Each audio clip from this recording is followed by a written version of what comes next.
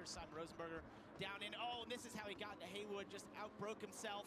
Haywood was an innocent bystander there. Still half the race left to go in this. Welcome back, y'all. We're here watching GT World Series. We go for that move then down the back straight, side by side they go. Toyota versus Mercedes. Carrazza makes the move really nicely. Beautiful. And goes through and into second.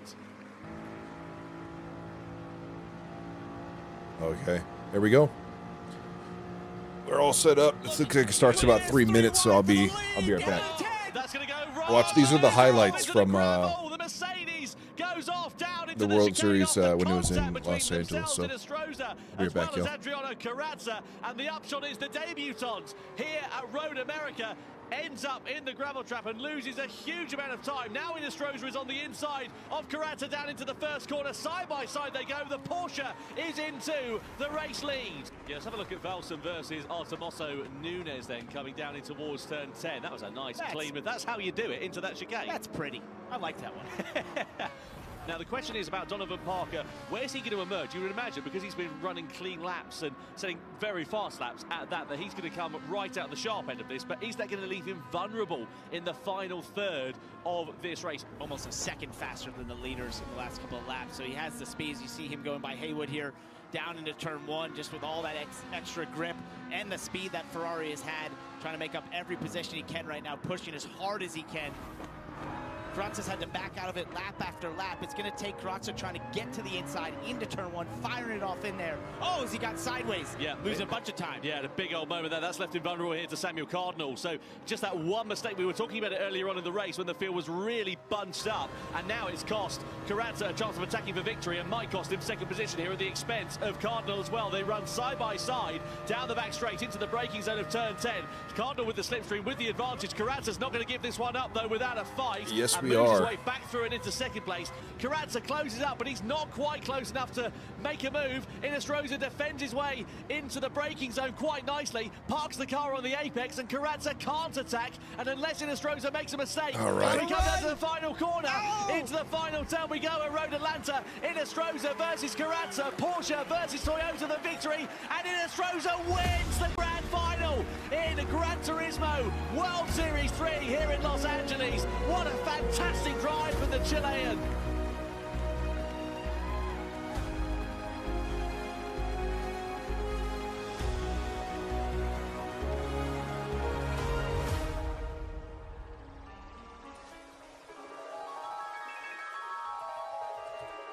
Carrazza? Yeah, or Carrazza, whatever his name, I can't remember.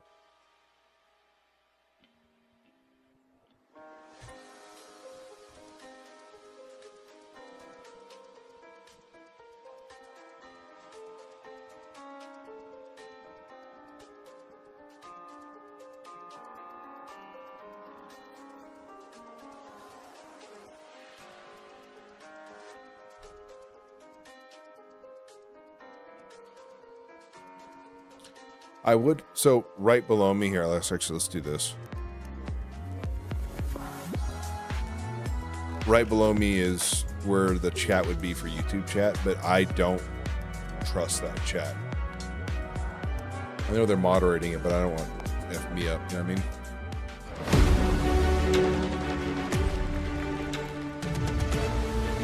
It's loud as hell.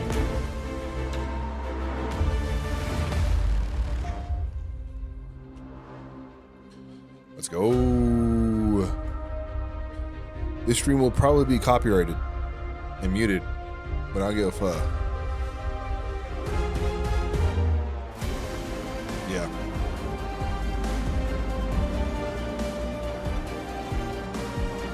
That's Nürburgring. That's Tokyo Expressway. Nürburgring again. Tokyo Expressway. My 2 favorite tracks in the game.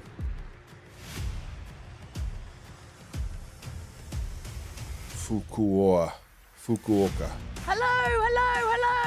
Welcome to the Gran Turismo World Series Grand Finals coming to you live from Fukuoka. Hi, everybody. 福岡の皆さん、グランツーリスモワールドシリーズワールドファイナルいよいよやってまいりました。Los Angeles had more people than that. It wasn't even the grand final. I'm joined now once again by Sasha Give him a big round of applause. Welcome him back. どうもサッシャです。そしてジュルさんにも大きな拍手をお送りください。Welcome back, Jules, to Japan. Unbelievable. Love Japan. So, are you guys ready for some of the best sim racing in the world? Some of the best sim. Yeah, this is supposed to be the real driving simulator. They're ready. Yeah. Are you ready? Most importantly, too. I am, and are you ready, Jules? I am always ready for some of the best sim racing in the world. That's just me. Okay, do you guys like free stuff? 無料なものは好きですか？ Me? 無料なものは好きです。なんか無料でもらえるのは好きですか？ No. Yes. Maybe? Yes. No? Why don't they want free stuff, I don't know. 無料のものが欲しくないんですか？無料でなんかもらえたらいいなっていう人手挙げて。はい。Yes. Yes, that's it. Her Okay, outfit that's is not quite killing what me, it is. dude. Let's take a look at this new What is campaign. going on? Don't forget that you can get involved with the World Series. Looks like a 12-year-old at inside church. Gran Turismo 7 with the bonus campaign. Just click on the Champions campaign banner on the GT7 World map, and that's going to give you the chance to win 1 million credits for each of the Nations Cup and the Manufacturers Cup by predicting who's going to win. Just think of all the stuff you could buy with that. Don't forget that you can enter and vote right up until the start of each Grand Final. Good luck. Watch the World Series broadcast through your GT7 game, and you'll unlock some special in-game rewards. By the way, campaign. Watching the Manufacturers Cup means you'll be gifted a car with the series champion livery. Tune what's in, his name? play Mia, for not rewards. Miyamoto. Freaking, what's his freaking Everyone name? likes free stuff, myself included. And here's your chance. I chose that guy. Oh, what's his freaking name? Miyazono. But he can't win the whole thing. Well, I know you've missed a little bit here and there. There was some Sasha, bullcrap that went but down. Subaru In my are opinion, ahead, but, bullcrap in the only by a last couple of race. points. Right, only 2 points for Mazda and BMW, That, right? that kicked him out of Yes, the contention really for the not top that spot. far behind. And as you guys who are fans of Gran Turismo know, anything can happen because it's double points in the grand final. Right. 本当にね、1位とまだ2位の差が2ポイントということですけど、グランドファイナルはね、ポイントがダブルになるということで、何が起きてもおかしくないという状況で、この、最終のね、福岡を迎えたということになりますね。Yes, Jules? It's going to be super fun. I'm excited. I'm excited you're here for Yeah. it. But if you missed anything, you A lot of want- Americans. how have we got you to watch this? I want. Yeah, There actually are quite a yeah, bit more than I because thought there you would be. I'm ここまでの seeing リ a キャップを few. 見てみましょう。 Ladies and gentlemen, this is what you've all been waiting for. It's time to meet the drivers for the Manufacturers Cup for Gran Turismo World Series 1 here in London. Suzuki is not thinking about that right now. Miyazono looking to the inside. Will he ever go here? Plays him like a fiddle up into third place. They're going to be Big old maximum band, points dude. in Gran Turismo World Series 1 here in London for Team Subaru and for Takuma Miyazono, who win the grand final. Welcome to round 2 of the Gran Turismo World Series. Well, let's see what will happen. Who will be taking the checkered flag and those all-important 6 points? This is a Manufacturers Cup, yeah. Into the wall, side by side they go. That's going to cost Trumont. Here we go then. Toronto splits the middle. Euro as well. The headlights illuminating the darkness as they blast their way down as they come into the final corners of this race. And are they going to make it? It goes through on the outside to the checkered flag. Killian Trumont takes victory for Subaru here in Berlin. Absolutely fantastic. It's time to meet I was there. That was a fun one. in Los Angeles. Look at this, 3 wide for the lead. That's going to go wrong. Lanuza off into the So gravel. jacked. Condor with the slipstream with the advantage. Carrazza's not going It to was give this one it was up, but Daytona without that the I had the Stroza most versus Carrazza, frustration with. Porsche versus Toyota, the victory, and in a Stroza win. What a fantastic drive for the Chilean.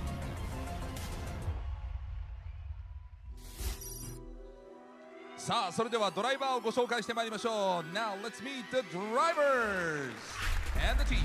Start with Lamborghini. まずはランボルギーニ。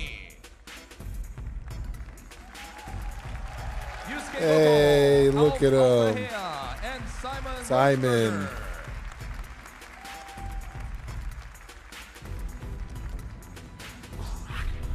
Next Honda. 続いてはホンダ。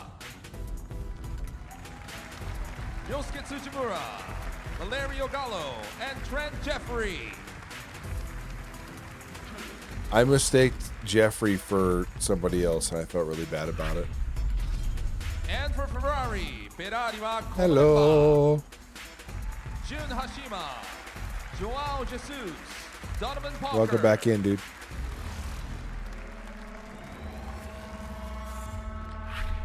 He's been I had never heard of him before, but I guess he streams as well. Kanata Kawakami, Giorgio Mangano, and Harold. They seem to know who he is, but I don't. Wilson. Mercedes AMG, Mercedes AMG です。Kojiro Sasaki, Noah Lanusa, and Lucas Bonelli. 続いてはマクラーレン、マクローレン。Hideo Yamamoto, Jay Murphy, and Honda Mosso.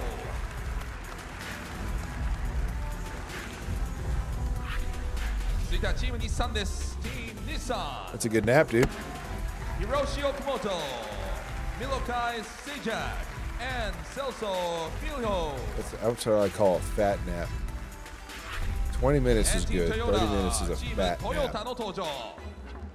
Kenta Morimoto, Kai De Bruyne, and Adriano Carrasa.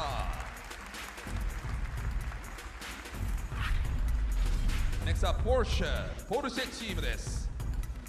Shota Sato, Jose Inostraza, and Angel Jose Serrano and Angel Inostraza. BMW, Porsche. Seiya Suzuki, Thomas Labutelli, and Randall Haywood. Lebuteli. 続いてはチーム松田です。マツダ、Ryota Kokubun, Paul Ura, and Samuel. The team I want to Moreno. win, but probably won't. Yura did pretty good though. And Team Subaru, Team Subaru. Subaru. Takuma Miyazono, Killian Vermont, and Daniel Solis. Solis was so freaking hard on himself in LA, dude. それでは日本国国歌の演奏です。ご起立ください。Please rise for the national anthem of Japan. Gave Miyazono a freaking hug. Just as an effort. I don't think he wanted it, but he got one.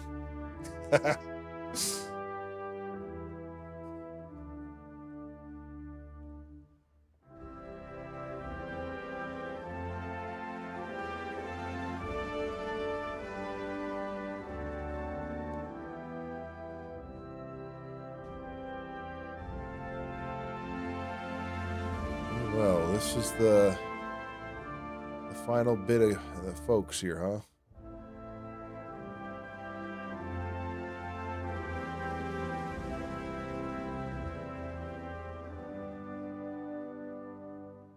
I'm just not realizing I've never heard Japan's national anthem before. Because I don't really watch the Olympics.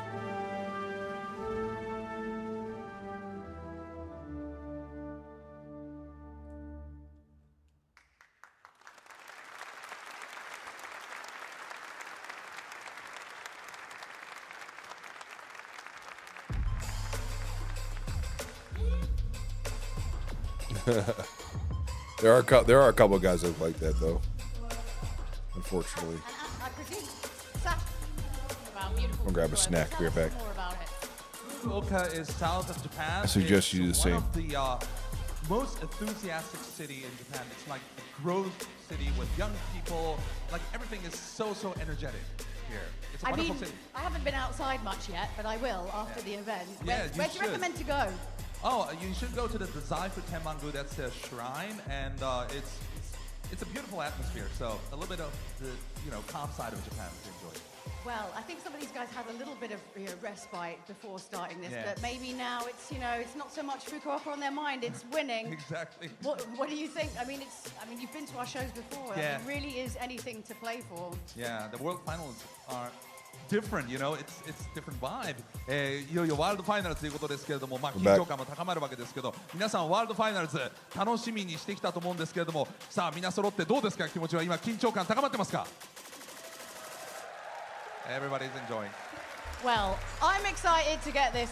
All right, it's just Paul Laura just running through quickly. There we go. Yeah. It's fine. It's important to get things correct Yeah, before we exactly, start the race. That's we okay. want to do it, in a nice, smoothly way. So. And also, you can tell it's live. It is. 今前通りましてすいません生放送です。はい。Okay, right. If you don't know the structure of how Gran Turismo World Series works, we've got a little bit of a competition breakdown for you. The Manufacturers' Cup features 12 teams of 3 drivers, selected from the 2025 online. They have to fix their audio. Every time they cut scenes, it lowers the volume. From each global region: Asia, Oceania, EMEA, and the Americas. 1 driver per team races in each round, with all 3 competing together at the World Finals here in Fukuoka. Today, the time trial session sets the grid for race 1. Across races 1 to 3, 1 driver per team competes, and the results set the grid for the next. Points are awarded in every race. In the grand final, all 3 drivers compete for double points. With everything on the line, only 1 team will be crowned Manufacturers' Cup champions. So I'm down here on the stage with the team in the lead Team Subaru. Hello, guys. So first team of is all, stacked with Killian, Drumont how are you and feeling? You got Miyazono the grand on it? final. What's going on? That's I'm stacked. feeling pretty confident, so I'm really excited to racing and to see all the guys and racing with all the people now. So let's see what's happening. はい、キリアンはねもう本当に自信持って、戦いたいというふうに言っていますけど、宮園選手はどうですかこの最終いよいよファイナルですけど。はい、しっかり練習してきたんですけど、もうすっごく緊張してて、今すぐトイレに行きたい。He's so nervous he want to go to the toilet. What? Why are you nervous? なんで緊張してるんですか？ Miyazono. 今回2人の調子がすごいいいので、優 Both are 勝はい見られるかなと思っているので、すごいなんていうか可能性があると分かっているからこそ緊張してます。They both are so good, so we have a chance to win. So that's the reason I'm really nervous, especially. What a good guy! What a good guy Danny, when Miyazono we is, talked to dude. you last time in Los Angeles, you weren't feeling like you weren't quite in the moment there. But I talked to you again, and you're feeling a lot more confident. Talk a bit about why you're feeling a bit I more. was just confident talking this time. about that. Yeah, he was I got super some down good with himself. practice for this event compared to other ones, so now I feel really good. But also, same boat as him, I'm very nervous because we're chasing a win. I think we can do it. So this is the most nervous I think I've ever been. Would it help if I got the crowd to chant your name again? You could. Should we give a little? Go on. Okay. Danny, Danny, Danny, Danny, Danny, Danny, Danny, Danny, Danny, Danny, Danny, Danny. I know you're 福岡 talking も応 about 援してく the れ one て who い does ま all す。 the Thank you reviews of so PC parts and much. stuff. Now you have all of the, crowd behind you and helping you. Thank you. ハートマークいただきました。ありがとうございます。 Well, I think it's time we put you out of your misery so you can get racing, have fun, drive safe, and let's get this underway. Over to you, Tom and Jimmy. Yeah. Thank you very much indeed, Jules. Yeah, welcome along to the GT desk for the first time. Great to be here in Fukuoka for the Gran Turismo World Finals in the Manufacturers' Cup. Tight at the top, JB, isn't it? Double points on offer for the grand final, but 4 races here tonight. It's going to be a busy one. They're going to be absolutely knackered by the end of it. Yeah, I mean, of course, it took my day in Solid say we ruined that performance at LA because that basically made it all the closer. It's basically just whoever wins overall here. So here's a reminder of the team and driver line. We just heard from Subaru there on stage. Of course, Team Mazda as well, very, very strong showing. Pole, Eurocardinal and Kokubun there. BMW also in the mix as well. A bit lower down the order as well. Like Gamers Nexus, that guy. Nissan. Right. Anyone there jump out here for the outside Gamers chance Nexus. this one, Tom? Well, you can't discount Nissan. Jimmy! Previous champions, obviously Toyota have got good pace. Porsche, I think, are the sort of dark horse for me. They're in 4th in the standings. Not quite as consistent results over the course of the season, but last time out, they were absolutely unstoppable, weren't they? And if they can continue that momentum here tonight, I dare say they are the ones to watch. And I spoke to Angel Inestrosa, one of their drivers, the other day. He's I didn't going get to in meet all him, guns though. blazing for this. I saw him around talking, but to see him I didn't actually really, go talk to him. really focus, it's very special indeed. Here is your points rankings as it is at the moment. Look how tight it is. Top 4 teams there within 3 points of each other. Toyota and Nissan also close as well. Ferrari, Honda and Lamborghini, no points as of yet. A very, very outside chance for them, but never say never. Absolutely. Well, let's have a look then, shall we, at the track details. As we said, one of 4 races coming along the way here tonight. Group 3 cars, Yas Marina circuit. This is qualifying. So a 1-lap time attack, of course, a brand new circuit now in GT7 as part of the Spec 3 update that was released earlier on this month. Jimmy, it's a technical circuit, this one, especially that final sector. Yeah, it's a strange one, this, because the first and last sector, obviously you've got some very high-speed corners there. People say it's broken up by this huge straight. Now, we had qualifying a bit earlier on today, He's on board with Team Porsche sort of in the dying moments here. We didn't really know what to expect for who would set the early pace, but it was Nissan and Sejak very quick initially. Then Porsche would come across the line and go even better, only Nissan by 300th of a second. Yeah, this is Paul Ura, as you can see, coming through. Point to mention as well, AMG didn't manage to get a lap time in at all. They actually got a penalty on their lap, so it was disallowed as a result of track limits. This was Mazda going through, Paul Ura blitzing the field, and then all eyes were on Kylian Drumont and Subaru to try and bounce back from a difficult World Series 3 in Los Angeles a few weeks ago. Drumont was behind the wheel, as we know. He came across the timing line, wasn't quite enough, less than a tenth of a second in it, so it's Mazda that will start the first race of the Manufacturers' Cup on pole position. They are second, as we know, in the standings. And then you've got Subaru, then you've got Porsche. Leaders, of course, Subaru there, starting on that front row of the grid. Yeah, a bit of a disaster for Team BMW there. Very strong contenders, of course, currently joined second with Mazda, but starting down in P11 at the start. So really not ideal for those guys at all. No, not at all. And of course, as we know, Spec 3 update gave us a couple of new circuits, a few new cars in the GT game, but also gave us this brand new feature, the data logger. So we've sort of overlaid two laps against one another. Jimmy, what can you pick out from this? Yeah, this is fascinating. So this is the Mazda versus the Subaru, two very different cars in where they find their pace. You see early on the Mazda just behind the Subaru, but then here comes the main Mazda's got the straight line speed is what it is. As I call it. Back through nice and easy, but you see really just swapping positions from there and completely different lines coming onto this back straight with the Subaru just aiming for more mid-corner speed rather than exit. At this point you think, well, the Mazda's got it completely sewn up, but here in this last sector is where Team Subaru and Kylian Drumont really made the difference. So coming under the hotel section now, see the Subaru having a bit of a shorter line. It can do that, it has more agility, whereas the Mazda has to use the whole circuit at this point. And into these last two corners, it really is any car for itself. With the Subaru just getting closer and closer. And then we watched this a bit earlier on, and I was convinced, oh, this is it, Drumont's got it here, but no, not quite fast enough. And the Mazda just picking him out by 900th of a second. But awesome that's to gonna have be fun that to on watch screen in the end, there dude. and visualising that way using our data. Mazda yeah, versus just the finest Subaru. of margins here in the GT World Series. As Rooting ever, for Manufacturers Cup Mazda Race 1 'cause, you is know, along the way. Don't forget about scanning the QR code in the bottom right-hand corner of But also your screen. rooting Tell for us who you Subaru think is gonna because be I want Mizuno to challenging take for it, dude. victory here tonight, because I tell you what, it is going to be a very, very close affair, and it's just so difficult to work out what's going to happen. 3 normal races, quote unquote, with 3 of the different drivers. Then they all come together for that grand final. Yeah, I would say normal. Here's race 1. It's Daytona. You ever seen Group 3 cars go around Daytona? Well, no, here it is, right here. So 10 laps of the Daytona Oval Circuit. And you know the most important thing about this is we had chat with the stewards, and like we have a lap. 10 laps is a short bump race. drafting for this one. Usually, if you're aware, of course, that these GT World Series events, bump drafting is outlawed. Not here. So it's going to be a close race, this one. Yeah, you were like the cat that got the Cree when you found out the bump drafting was allowed. Proper. Yeah, it's going to be interesting, this, because you can see the starting grid. So who's So decided they're allowing to bump drive drafting, in this that's a race? first. See, Danny Solis, the American driver there for Subaru. Samuel Cardinal will be heading Mazda's charge from pole position. Sato for Porsche there as well. Philo for Nissan, and so on and so forth. I tell you what, though, opportunity does knock here for some of the teams and drivers that maybe didn't go so well in qualifying, because even though you might be starting down the grid, of course, there's a massive slipstream effect at this circuit, so it's an opportunity to make progress where you may not have been able to otherwise. Yeah, for sure. One of those teams, of course, Team Ferrari, who have been gifted with a brand new car for this last race of the year. Last race is a 296 GT3, of course, again, good, also dude. new to Gran Turismo in the spec-free update. A welcome update, I think, for the Ferrari guys. They've been driving that 458 for a little bit, so of course they're shot in the Dunlop tyres. You driven this thing yet, Tom? I have, actually. I drove it at Yas Marina, obviously on Gran Turismo 7, not in the real world. I haven't got the bank balance for that. But yeah, brilliant car. Really excited to see what they're going to be able to do. Anyway, let's go down to Jules and Sasha ahead of race 1. It is now nearly the time for the first race of the grand final for the Manufacturers' Cup for the Gran Turismo World Series 2025. Are you ready? I am ready. さあ皆さん、いよいよレース1の準備ですけど、さあ始まりますけど、盛り上がっていけますか？どうですか？ Yeah. All right, everybody's ready for the race 1. I think they're very ready. Let's see it. In 3, 2, 1, let's go!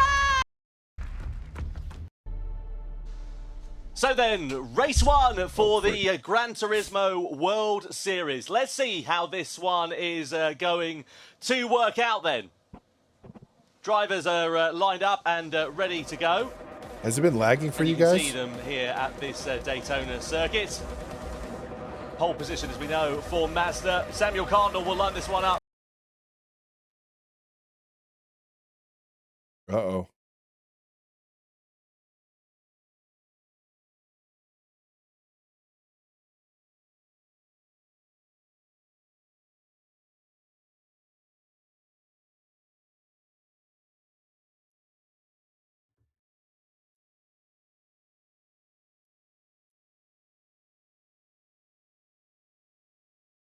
What the heck, dude?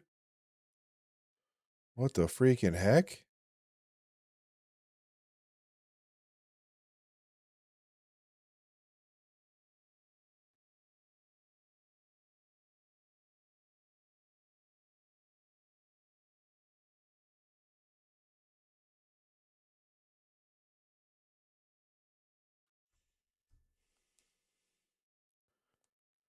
What on earth?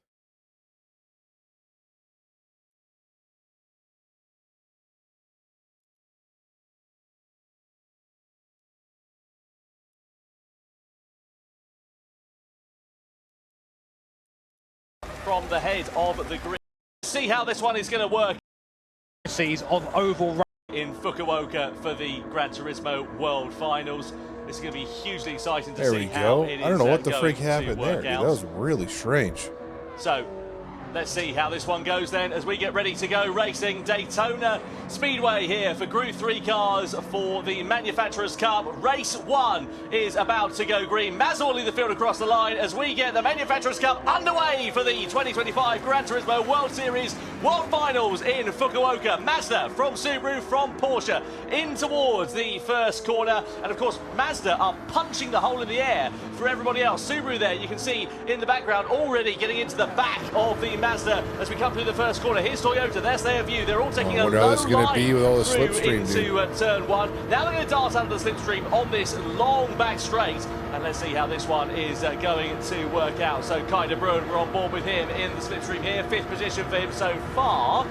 As we come through in towards the second part of this Someone's circuit. going up. Someone's getting spun out, dude. Any difference in terms of the change of positions? Well, at the sharp end of the field, it's nose to tail. You can see the it's like Nissan a or the massive Porsche? long snake as they break their way through, and Nissan Called get it. tagged. They get spun around by the end of the first lap. So Nissan from the top 5 positions are now right at the back of the field with a lot of work to do. And that's huge because you're not going to catch up from here. There's no way you can catch this pack when they're all in a train Overlay like this. and So they're we'll go allowing back on board slipstream, with Team Mazda bump looking over the drafting. rear spoiler there. Subaru and Porsche just kind of pushing each other along. I'm interested to see if we're going to see any other groups try and form a second lane here, because right now at the bottom everyone's just sitting there hugging that yellow line. Very important to say you cannot cross that yellow line or it's an automatic penalty. Subaru there trying to push Team Mazda along. No one can really break away, so it's quite surprising to see Nissan go hard that early and get spun. I'd be interested to see a replay of that. So, as we keep going, here is Team Mazda, Team Subaru, Team Porsche leading your standings right now, the front runners. I am in the Team Discord, by the BMW way. down If in anybody wants 9th to jump in place. the Discord with me Here's on board and with chat Lexus, while we and there watch this goes Team together. Oh, Porsche, there it goes. one of our champion, and Team Subaru too. Two of our championship contenders what did I say? are around already. Team Mazda now out front on their own. Red flag, race has been stopped. Yeah, well, the race direction we're talking about that, Jimmy, as a possibility. Race direction, we're talking about that as a possibility. They were saying that if there's a big incident like that, they could throw a red flag. That's exactly what has happened. A disaster for the drivers. A good opportunity, though, for some who were involved in that misfortune. And, you know, look, let's see how this is going to work out here. Because what will happen now is the grid won't be set from where they qualified. It'll be set from just before the red flag was thrown, essentially. They'll go back, I imagine, to the previous sector. Yeah, I mean, a lot of these guys don't have over racing experience, you know, and that kind of shows there at the Cries start. in German. Goes check his Twitter. Why not? Dude, this is straight away. Are they gonna take away websites bump are drafting? available. I'd encourage that. It's gonna keep happening. Now wait for the race to be restarted. So yeah, as you were saying, Tom, Team Nissan were involved in that. Team Porsche were involved in that. Subaru were involved in that. So for these guys, it's a bit of a saving grace. Yeah, absolutely. This is an opportunity for them to just sort of sit there and work out, you know, what their strategy is from this point on. You know, it's always difficult when you get a red flag situation like this, and you know, particularly difficult as well in the early stage of that race. No real chance for it to unfold, work out sort of who the outliers are, who's got the pace, who's got the potential, and you know, someone who will know a thing or two was Mick Izal. We just saw him there on the left-hand side of the screen, former champion, of course, now very much involved with the GT World Series in another capacity. That sucks, I imagine we'll be giving you a few tips and tricks of the trade. Tips: don't crash, especially at Daytona. We're in the same class as I am, guys. It's a circle. It's flat out. You can do it. But there's Daniel Solis. Interestingly, I thought maybe some of the American drivers have had a bit of an advantage here, because these guys, you know, over racing much more prevalent in the US than it is pretty much anywhere else in the world. But awesome to have our live audience here as well, being treated to the first red flag of the day. There is Randall Hayward, Hollywood Hayward, as referred to as Jordan Greer, the GT Planet boss man. So, still watching, still waiting for our race to be reset. What shocks me is, like, how do they?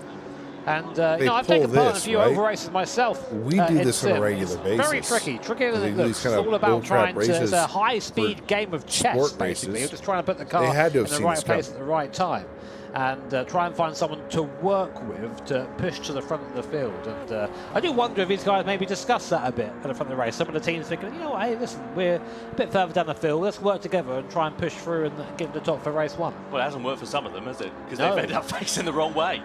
Yeah, Team Nissan pulling the handbrake there. We advise against that. Yeah, it's generally frowned upon. Obviously, Team Subaru caught up in strife there as well. You know, they were in some bother, and I wonder how this is going to play out for them from this point on. We need to work out what the starting order is going to be after this, because we're going to go back to a previous sector. You know, will they be able to line up in sort of 4th or 5th place or wherever they were, or will they be right at the very back of the field? They're at the back of the field. I mean, it's not an absolute disaster, but it's not ideal, is it? So what? I mean, what, red flag? So why do they end up throwing a red flag there, Tom? Because so essentially, Race Direction had a conversation, because it's an oval race. There's a lot of instances. There's a chance for things to go wrong, exactly like we've had there. They said that if there's a big pile-up, if you're racing at Daytona in NASCAR or IndyCar or whatever it might happen to be, like it is, if you've got an incident like that, big wreck, I'll sit there like this the whole time. They're doing it exactly the same in real life, and a chance to go again, chance for the drivers to just calm down a bit, and by their time, we haven't had many oval races in the GT World Series. Last time we did, I believe, was 2019. Long time ago, and remember how that went. Yeah, we were saying this about there being chaos at our last race, but a reminder now of our starting order for our second go here at Daytona. Yep, so here is how the grid is going to line up for part 2 then of the first race of the weekend then for the Manufacturers' Cup. Mazda and Cardinal won pole position. Subaru and Danny Solis head the second position of the grid. Then the second row is headed by Sato in P3. Toyota with Kai de Bruin in 4th place. Then Lexus and Harold Valson line up on P5. They have got Lamborghinis Yusuke Gossa. He was right at the back of the field, if you remember, the first running of this one. So opportunity knocks for them. Ferrari down in 7th place. Honda are in 8th position with Trent Jeffrey alongside their BMW Randall Hayward in 9th position. The top 10 completed by Mercedes-AMG and Sasaki. Then you have got McLaren with Yamamoto. Let's see what progress they can make. Nissan down there, though, in 12th Velo with a lot of work to do, considering that they were originally starting in 4th place. It has not gone well so far for Nissan. They were involved in that big crash that we saw, which brought out the red flag ultimately. So now down to 6 laps of action then, and let's see how this one is going to work out. Originally it was a 10-lap race distance, now down to 6, so slightly reduced race distance. I'm sure opportunity knocks for some of the teams and some of the drivers, but it is going to be very interesting to see how this one is going to work out. And also for Subaru there, they can thank their lucky stars really, because it did not work out at all. No, I mean, like I said, getting sort of shunted to the back of the pack there is not ideal. But another go ahead now as we roll around, rolling start as we come to the start-finish line. 6 laps at the Daytona Oval Circuit. High speeds, high risks here in the first race of the grand final of the Manufacturers' Cup. Will Team Mazda leave from the get-go? Will Team Subaru manage to not spin around this time? Let's find out. Absolutely. There we go then. The restart is about to get underway for the first race of the Manufacturers' Cup for the 2025 GT World Finals. Mazda across the line first, with Subaru and Porsche slotting behind in second and third place there, respectively. We come through and in towards the first turn. Now, we saw a lot of drivers going for the low line through the first time. They're already starting to bump draft through the first corner, and that's the problem when you get bump drafting in a situation like that through a corner. You can turn these cars cars around with almost your little finger because they're just on the ragged edge of adhesion. Now down the back straight. Now we'll see how effective this slipstream is proven to be. You can see Subaru and Mazda working together here, bumping one another as we come down this back straight. Is anybody going to pull out of the slipstream? Lexus Go for a or higher line Toyota in towards this left-hander. No opportunity moving there for Toyota. They go towards the sort of middle line of it, but you can see them moving around constantly at this point of the corner. Yeah, it's hard that looks, and this is where the drivers could very easily Lamborghini tense fell up back. and just make those little mistakes. But it's very, very important to try and stay in your line. Interesting, Lamborghini still to the keep back. things consistent. The moment you sort of duck out, you have to plan on hope making a someone move in the goes end. with you, otherwise you're left there. And there goes Team Ferrari using the side draft. And do they have help there on the outside? We can't see it at the moment. They do have hope. Team BMW there going to the high side, trying to push and maybe form that second lane. They've got no other choice, BMW. There's no other way they're going to get through otherwise. So points to the top 6, just to remind you, in this race. And in terms of the points as well, you get 6 points for the victory, all the way down to 1 point for 6th position. Now Ferrari, they go for that higher line on the outside. They've got Lamborghini on the low side then here as we come down this back straight over the timing line. And let's see how it's going to work out then. So we begin lap 3. Mazda it is that leads. Subaru are in 2nd place. Then you've got Porsche in 3rd position, followed by Toyota, followed by Lexus.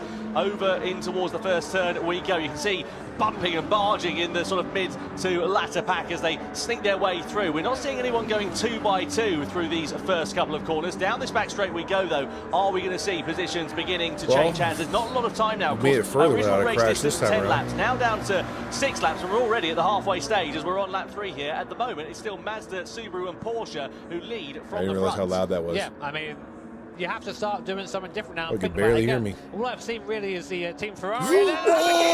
Ferrari. They just went under the bottom line there. Car spins around. Ferrari destroyed Ferrari, try to correct. And then there were 10. So Ferrari, who were trying to invent something around the outside, in the end just got collected in something that was not their fault. But now Trent Jeffrey has another big one. Boys, sort it out. Come on.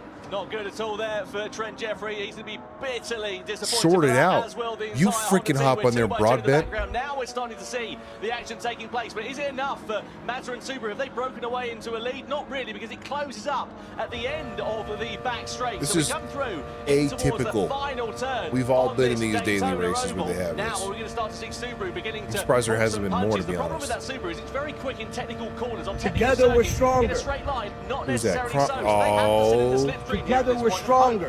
Thank you for gifting Eton the sub. Appreciate you, dude. Lap now begins. It's Thank still you for the Mazda that sub. leads, Subaru in 2nd, Porsche Gifted. in 3rd, points down to 6th once again. Just to remind you, at the moment it's Nissan who'll be the final point scorers. Is anyone going to take a risk here? I mean, we've seen what's happened to Ferrari, Lamborghini and Honda. You take a risk, you get shunted. So, I mean, there's nothing you can do. They're all one a turn right now. Mazda That Porsche is in going the to cause an fortuitous accident. position of leading that pack, but you have to think you're just waiting. These two Doesn't matter walkies where you all are over the here, place, it matters dude. where you are crossing the line and in the next lap. Right now, Mazda will be the victors, but I've got a feeling it's going to get a little bit more spicy before we get into this race. Yeah, you get the sense that this is going to start to bubble up. What a disappointment, though, for Lamborghini and for Ferrari, especially for Ferrari, that brand new 296 car that they are competing with here this weekend. Let's hope that their 2nd and 3rd races, respectively, go quite well. We begin at the final lap of action, though, at the Daytona Tri-Oval. So Mazda from Subaru, from When does Porsche, Subaru try to pass? as we come down in towards the first turn for the final time. Will Mazda block? A higher line through there, but they're certainly bumping one another going through and all sticking to quite a low line. But look at Porsche, they're coming to pressure from Toyota, and I wonder if the door is starting to open for Toyota there, and whether they're going to try and pick their pocket for that final podium place to pick up more points. Down the back straight we go for one final time. Someone's got to try something here. BMW been giving a penalty for colliding. It's bump drafting, is it not? I mean, we'll see if we get a replay of that later on, but it doesn't matter now. Final lap. Unless it was the incident with Honda that we saw a couple of Subaru's laps going ago. to try to go on the outside. Corner we go, Is Mazda going to block? It is that lead from Subaru. Here comes Porsche. We'd run to the line in race 1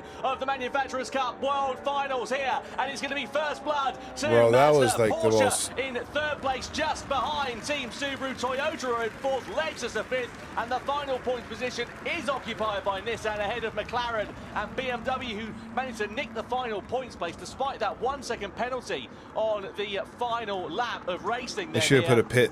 And a great end Should to have that made them one. pit. Good job, though, from the eventual winners of Mazda and from Samuel Cardinal, the driver of that car, because he did an exceptionally brilliant drive to claim the victory there and just keep his head cool and calm under pressure when they were all bumping and barging and spinning off behind. Let's go Mazda, but at the same time, I feel bad, man, because like, I mean, I was waiting for I like how Broadbent's like freaking out. Come on, boys. Anyone who tried to pull out just got spun. So we all know what that's great like. Start for Mazda and for Toyota with Daniel Solis, who sort of, for Subaru with Daniel Solis, who would probably say he's the weaker driver of that pairing. And a second place is a really nice result for him, so good for their campaign. Yeah, good damage limitation, especially given what happened last time out in Los Angeles. You know, and then calling out Solis, knowing that he's got that. Oh man, that's jacked. That's jacked up. He's the weaker of the pairing. But yeah, managed to turn things around here. When you say it like that, it makes him sound like he's weak, but he's with freaking Miyazono and Drummond, like the fastest ones right now. And then we saw Porsche as well as Subaru going for a spin as well. That brought out the red flag. A restarted race was underway and 6 laps. Well, I don't understand. Why do you have a red flag for that, but not for the moves later on? So that's the same amount of cars out there, 3-4 cars. Hey, well, I'm not a race steward, and I don't intend to be. I'm asking you. I'm quite happy to be neutral. But there you go. You saw the incident there between Lamborghini and Ferrari. Meanwhile, at the sharp end of the race, pretty static affair, to be completely honest with you. Aside from for Honda, they got an absolute biff into the back. And we saw another driver going round as well. And we also saw BMW picking up a 1-second penalty, presumably for their part to play in that one. Ultimately, though, Mazda and Samuel Cardinal would come through to take the victory from Subaru in second position. Kylian Drummond, who was, Daniel Solis, who was behind the wheel of that car. And then third place for Porsche and for Sato at the checkered flag. Great job for Cardinal. Great job. Kind of lame finish. I was kind of hoping Subaru at least try to cut around the outside, but Subaru doesn't have the speed, straight line speed to take on the RX Vision. That race 1 was won by Samuel Cardinal then, and Mazda. Danny Solis in second position, Sato in third place. And a brilliant job for all concerned. Yeah, really nice points for Mazda, Subaru and Porsche. Of course, one of the big contenders. Calling Solis the weaker relatively few points one, and he got second place. That will drop them down the field somewhat, but hopefully they can recover. Yeah, points all the way down to 10th place. I do beg your pardon. That's my error on that part. But yeah, points all the way down for there. So let's catch up then with Samuel Cardinal, who is the winner of that one. Well, hi, Samuel. How you doing? Indeed, doing all right. Yeah, that was quite intense. How was that for you? I mean, it wasn't normal. It was also an easy race, but thanks to Paul for the pole. It was simple to drive, so I don't really know what to say really about that one. But this will be a fun one. ストレートなね、レースで、今まで I forgot about beans. とにかくポールのおかげで、 To be honest with you, I completely forgot about it. 後ろから一回ね、こう外側に出てくるのもありましたけれども、その辺でこう後ろからね、相手が来るっていうのを恐れたりしなかったんでしょうか。So there were one attempt from the outside, from behind, you know. Weren't you worried? People, you know, the other cars coming from behind, from the outside, you know, to overtake, to attempt to overtake. Honestly, no. The inside line works a lot better. Yeah. The inside line is a lot better. The outside was real not to worry, but it is what it is. So You're very casual. Yeah. Very casual. 本当落ち着いてますけど、いや全然大丈夫。外側の方が大変なんで内側にいれば大丈夫だと思いますって言ってますけどね。He's so down to earth. Very down to earth. So, any advice for Hull? What are you gonna just keep the position? Yeah, keep the position and don't crash. It's gonna be all right. I think we are in a real decent position for the title. So that trophy does look sick though. I should make one out of tinfoil. Put it behind me on stream. Good advice for life. Drive fast, don't crash. Preferably. Exactly. It's optional. 人生経験と一緒ですね。人生の教え、早く走ってそしてこうクラッシュしないことということですけどもね。いいアドバイスでした All right, that's a winner of race 1. Thank you and congratulations. Yeah, big congrats. Let's give him a round of applause. おめでとうございます。大きな拍手をお送りください。All right, let's throw it back up to Tom and Jimmy. Sasha there as well. So let's have a look at the World Series points rankings then. So points down to 10th place in that race, and of course more points on offer here as well. So you can see there Mazda taking the spoils. Subaru losing the spot, dude. From Subaru in they second were right position. to be nervous. Points there at the top as well, as you can see. Porsche now up into third place at the expense of Toyota as well. So it's getting pretty frantic there in the certainly the first half of the table. Yeah, look how brutal that was for BMW too. They were tied with points to Subaru start of this, and now they're down in 5th, 9 points behind behind, but still 2 or 3 more races, I should say, including the grand final, yet to go. So still all to play for, but definitely a blow for the German brand. Yeah, and of course that grand final is double points, as we know, so plenty on offer for the drivers and for the teams. But at the moment, it's advantage to Team Mazda. Subaru, as we say, still very much there in second position, and Porsche slowly starting to creep up with that third place finish, now getting themselves ahead of Toyota for that top 3 position. Keep an eye out for Mazda BMW holding and it down, Nissan as dude. well. I have to Look say, at quite Mazda. impressed with Nissan's recovery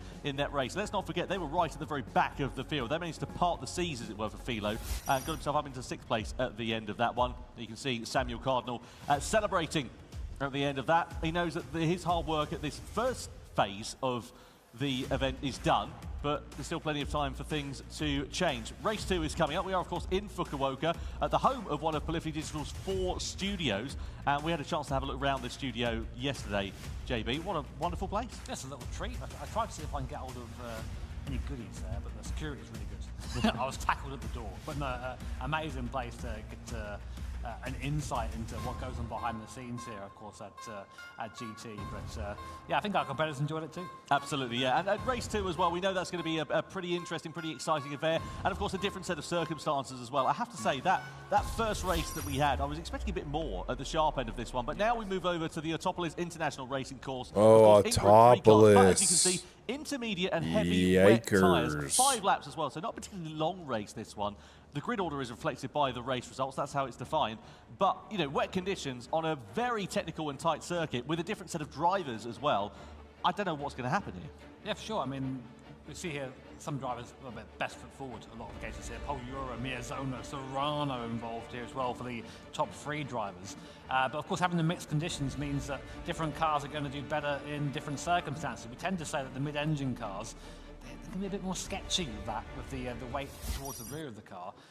But front-engine cars like this Mazda RX Vision, for Actually example, aspirated, 10 years sweetheart. Yeah, I know. When did that happen? I know, because the thing is, it looks like it was, you know, developed 10 minutes ago. It's so modern looking, and it's such a unique sounding car. 439 horsepower, front-engine, rear-wheel drive, and as you say, maybe a bit more stable in conditions such as this. So that I really might wish prove to be a Mazda would beneficiary for freaking make Mazda. one of Given the those fact that they're in now real joint life, points dude. They leaders look so good. with Subaru, who's also got a front-engine rear-wheel drive car. Let's see whether they can, you know, bring that fight to the sharp end. I would And love you've to see a got few of Paul those on the Ura road. behind, you know, someone who's incredibly experienced. And look at this.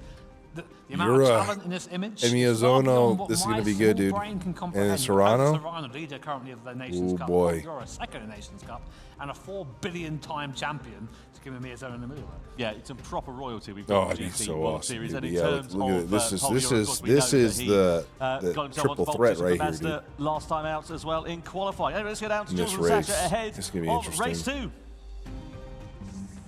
さあレース間もなくということになりますが Everybody's ready for race 2皆さんレース2はこの後も楽しんでいきましょう Fukuoka is ready I don't know if I'm ready, but it's too late, Sasha. Okay Yeah, you ready? I am ready let's go Race 2 is right around the corner Sure. Fukuoka.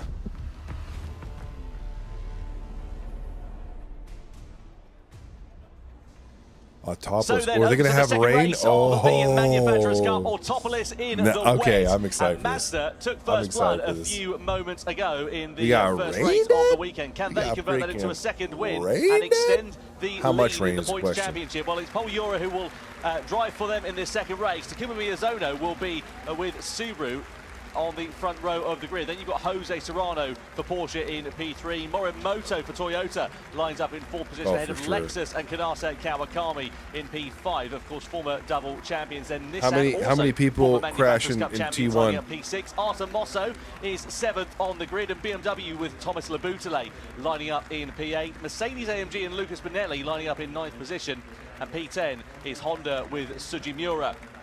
11th place Lamborghini and Alifa in that final row of the grid with João Jesus for Ferrari. A lot of work for both Lamborghini and Ferrari to do, and not a lot of time to do it in here, Jimmy, because it's only a 5-lapper.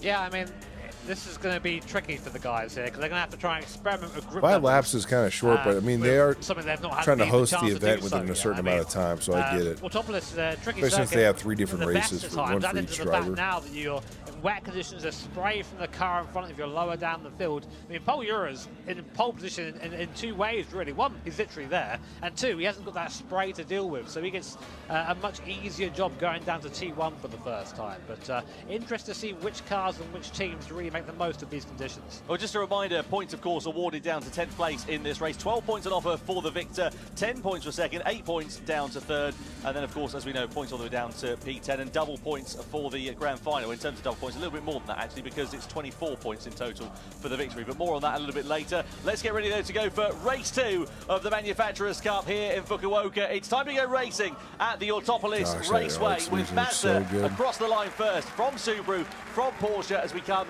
in towards that first corner in the heavy, wet conditions. So wet tyres available for the drivers. No need to worry about any pit stops in this race. It's not really going to be set to dry out, but who's going to be able to master these conditions in the wet? So Subaru there in second position with Porsche, who are in P3. What a well-mannered T1, dude. Here on Subaru. Well, it certainly looks like it. They're going for the outside Porsche taking the outside, so they can take the inside. Around the outside. Are they going to make that move stick? Oh, what a great move by Serrano, dude. And Passato getting the better of Subaru. And a great move by Serrano. Who drops himself down into Miyazono gave up that spot, though. Versus Toyota for fourth place in the background as well. Yeah, Nissan, they're chucking the car in and knocking Toyota out of the way. So I'm not sure the stewards are going to enjoy that one, but a robust move there from the fourth place team. Currently on board with Miyazono, looking at the back of the Porsche, went around the outside of him there. It just goes to show that different lines work in these wet conditions. Driving on the rubbered up dry line is a good way to slide looks wide. Like the Toyota and Nissan are kind of going at right making now. their way back by Nissan. McLaren So they take the inside, push Nissan out. Their way through as a Nissan scrambles for traction and corner exit here. Treacherous conditions for these drivers. And that spray as well really makes pretty decent race so far. Yeah, it certainly does. Coming down to the bottom of the circuit. Look at the advantage that Mazda have already built up. About half a second or so. Doesn't sound like a particularly huge amount, but it is quite significant, especially at this early stage of the race. Looking here at Morimoto then in the Toyota. Nissan very close behind Hiroshi Okamoto, the two Japanese drivers in the two Japanese manufactured cars in 4th and 5th place there respectively. Can they make an impact here on this race through the left-hander and then through this long lazy right-hander which completes the lap? And you can see the difference in lines there. Nissan trying to go for the inside line. Is that going to work on Toyota? Well, they've got track position. It's just going to sort of converge as they come through the left-hander. They're going to be shuffling the curb on the outside, and Toyota might be able to pick the advantage back between them. They behave yourself, Nissan. Start-finish straight, but Toyota then into 4th. Nissan still sit there in P5. Yeah, all this squabbling just lets the top three get away. The inside. Oh, no! They've turned Toyota off into the corner pocket. Goes Nissan's absolutely getting a 5-second penalty down minimum for the that. last place. What a shame, because these guys were looking good in the standings. That's going to be huge for them there. You can see the teammates not happy about that. Dude, he was too aggressive. For sure, a penalty for Team Nissan. No doubt about it. He took the inside line super early. Disappointed with that, as will the whole Team Toyota outfit. And well, Nissan, as you say, minimum I imagine that Okamoto is going to be facing some kind of sanction for that incident. Meanwhile, Mazda it is that lead the way. Let's have another look at it. So you can see here, Toyota in 4th place, Nissan going for that lunge on the inside. The gap is there, but unfortunately, come on, show a better freaking angle. And well, you see what happens. Toyota straight to the scene of the accident. Yeah, the gap was there until it wasn't. I think that correct. That was the worst replay. So he ain't going to be happy with that one. But I couldn't think of a worse angle doing a to good show. Job, fending off the attacks of the team Porsche there. Who's at the wheel of that one, Tom? Is it Serrano's at the wheel of that right now? We know how fast. Oh, this Serrano is. Sorry, it's. The Mazda touched grass on the outside a little bit there. Well, there he is. No, he definitely is Serrano. But yeah, we know how quick he is. Very strong team for Team Porsche. You know, Angel coming in and saying we've got a chance here. They really do. If they keep up these performances, getting by Team Mazda here will help that happen, because right now they're looking very, very quick. Well, at the moment they're even on points, let's not forget. Both on 22 points. Find the limits of grip, isn't he? Just wow. Beyond that. I don't know how he saved that. So Mazda lost a little bit there too. Gain a bit more of an advantage than the other. So there's plenty of opportunity and a good incentive there as well. 4 points on offer here in these World Finals. You can hear the rain battering against the windscreen as they come down the That Porsche is freaking. Out of 5, it went pretty well. Serrano's really holding his own in that Porsche. Mazda, Porsche, and Subaru, they've got a 2-second advantage now over Nissan. Subaru's touching grass on the outside in T1. So we just, yeah, I mean, that's down in part to the contact earlier on, but Porsche looking very aggressive, looking to make a move maybe on Team Mazda. He likes the outside move here, does Serrano. Will he get it on Paul Ura? He does. Round the outside goes Jose Serrano for Team Porsche, passing his teammate, his Spanish teammate. Oh, no. Paul Ura in the Mazda. Oh, I thought for sure that Subaru was about to touch the back end of Mazda and kick it out. Oh my gosh, this circuit really does this is giving me agita as well. So let's keep an eye out and see what Miyazono is going to be able to do as they make their way through. And now the circuit begins to open up a little bit in this sort of mid-section of it. We flick through this right-hander, and this is a bit of an Achilles heel for Subaru. It's a very good car in technical parts of the track. On the longer straight, not so good because it didn't have the same straight line speed. This is Lexus versus Lamborghini down to the first corner. Oh, Mercedes and BMW. Oh my gosh. Rearing into the side. Lamborghini, dude. Really suffering some misfortune in this. No traction and race, braking going in. The aggressor in that one. Unfortunately, I think there's going to be more penalties coming their way. There's a lot of this going on. It's really hard to pick your braking zone down there. And unfortunately, if you're on the outside ahead of them, you kind of act as the brake. And that Subaru's got that Mazda's losing a lot of gusto, dude. Now with Miyazono in the Subaru, really working the wheel. Miyazono's looking like a freaking champ, dude. BRZ almost run into the back of the Mazda Lamborghini, unsurprisingly. The GTDD Pro Fanatec. Yeah, that's what you get for shunting. He used to use Thrustmaster, but they switched to Fanatec. That'll hurt them.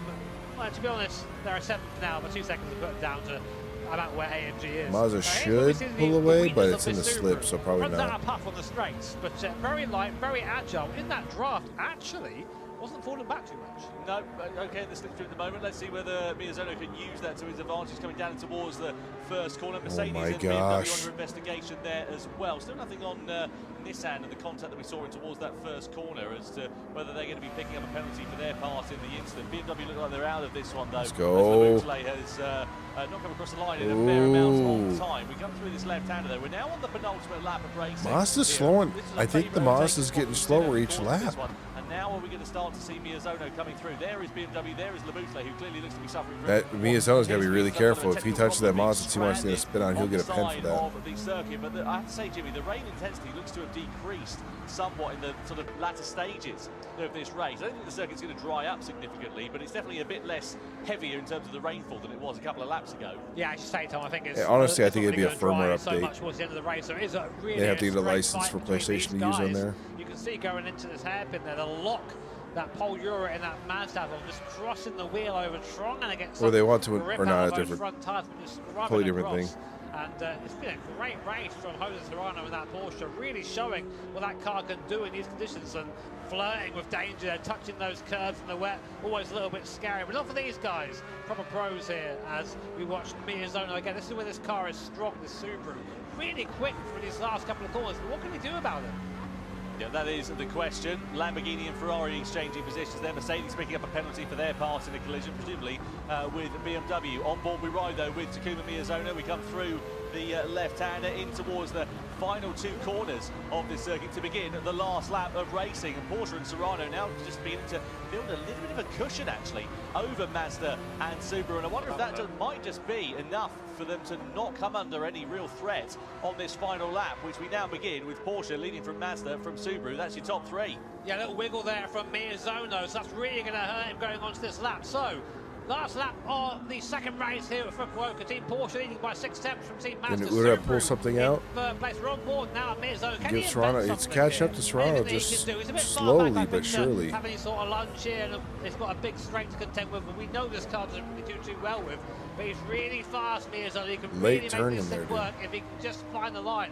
But Paul Ura also trying to get back onto the rear spoiler. No further action for you have to say that Serrano Nissan. Just looks in a league of his own here. Yeah, wow, no further action for Nissan after it took out Toyota. Serrano. So we can nothing. Continue building that advantage That's into the final insane. sector of this one and continue that same sort of trajectory. There's a good opportunity for a possible lunge in the final few stages of this one. So Mazda and Subaru were tied on points at the start of this race. If the checker flag finishes as it is now, it'll be Mazda with a 2-point advantage going into the penultimate race of the season in the Manufacturers' Cup, with Porsche there in 3rd position, but very close indeed with just just 3 points separating those three teams. Yeah, this will bring Porsche right back into it. And you know what Galen Stroza was saying at the start of this? Like, I fancy this. I reckon no we can penalty, do this, said no further Porsche. action. We can be champions if we can just get a That's good couple of races. crazy this work. This will be ideal for them.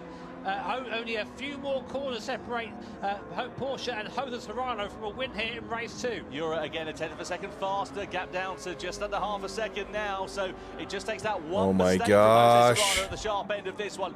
Can Mazda catch up and land here? One slide into the corners under braking, and that could present the opportunity that Paul Jura and Mazda are looking for a dive. We come through into that final turn though, and unless we see a mistake from Jose Serrano, it is going to be Porsche that will come through to take the checkered flag. Out of the final corner we go, and across the line, Porsche win race 2 from Mazda. That was good racing, dude. That was some great racing there. I do think it's pretty jacked that the Nissan didn't get a pen, dude. Which means that we've now got 3 manufacturers separated by just 3 points. He was aggressive, he broke late, and he turned it on the guy, turned under braking. To the line there as well, was very close for 7th place. Spun the guy out. João Jesus just getting the better of Lamborghini's Alfa Lea.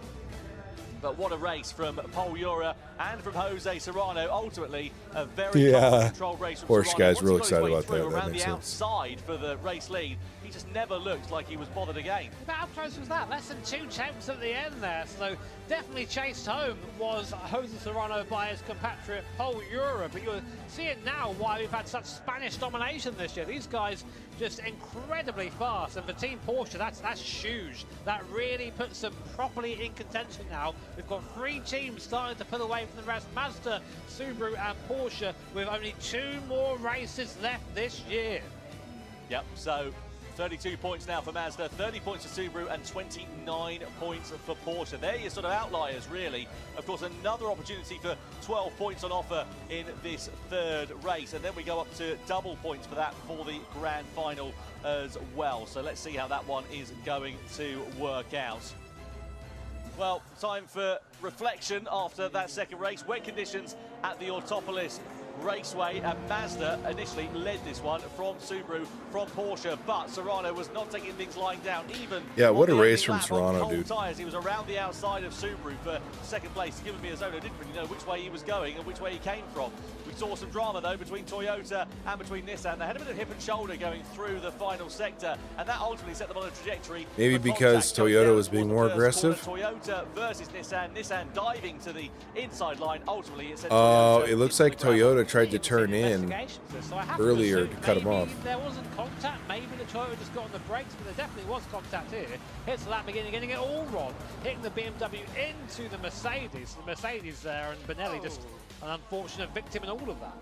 Yeah, disappointing there for them. Not disappointing though for Jose Serrano. Look at this, an absolute worldie of a move on the Mazda of Paul Jura. Just sent it around the outside like they were standing still, really. Got his way through and into the race lead. Nothing that Paul Jura was able to do at this point. He did try and close up and did, in fact, make a dent into that race lead in the closing stages of it, but ultimately was not enough to depose Serrano of victory for the Porsche team. Well, here tonight in the Manufacturers' Cup. Vamos. There you go. Great job from Jose Serrano. Good job from Paul Jura. 3 teams now separated Mazda's, by 2 points, 2 points in front. Let's just remind you of the results. So Porsche taking victory with Serrano How far is Porsche? Mazda. Miyazono in 3rd place, ahead of a quiet race actually at the end for Okimoto. Not at the start of it, but at the end of it, not really much to mention for them in 4th position. Just ahead of Artemosso's McLaren and Kanata Kawakami in 6th place. Points, of course, all the way down to 10th place. 1 DNF in that one was Thomas Labousle, who failed to take the checkered flag. And that pretty much puts BMW out of it. You know, they were such a strong contender coming into this this round here at Fukuoka, but with that DNF, no points scored and a poor race won, that's probably them out of it. Simon's going to be in the last race. I would like to see Simon at least get some Porsche team. They take victory some in points the with second Labo. race of the evening. Yes, we are joined by race 2 winner Jose Serrano. Hi, how you doing? You seem really casual about that. Everyone's very casual today, or maybe it's just all inside. I don't know. Well, well. みんな落ち着いてるね。まあねっていう感じですけど。Well. So yeah, I so happy with the win again, and yeah, so happy with you here in the interview. Oh. I'm not part of the prize, but thanks.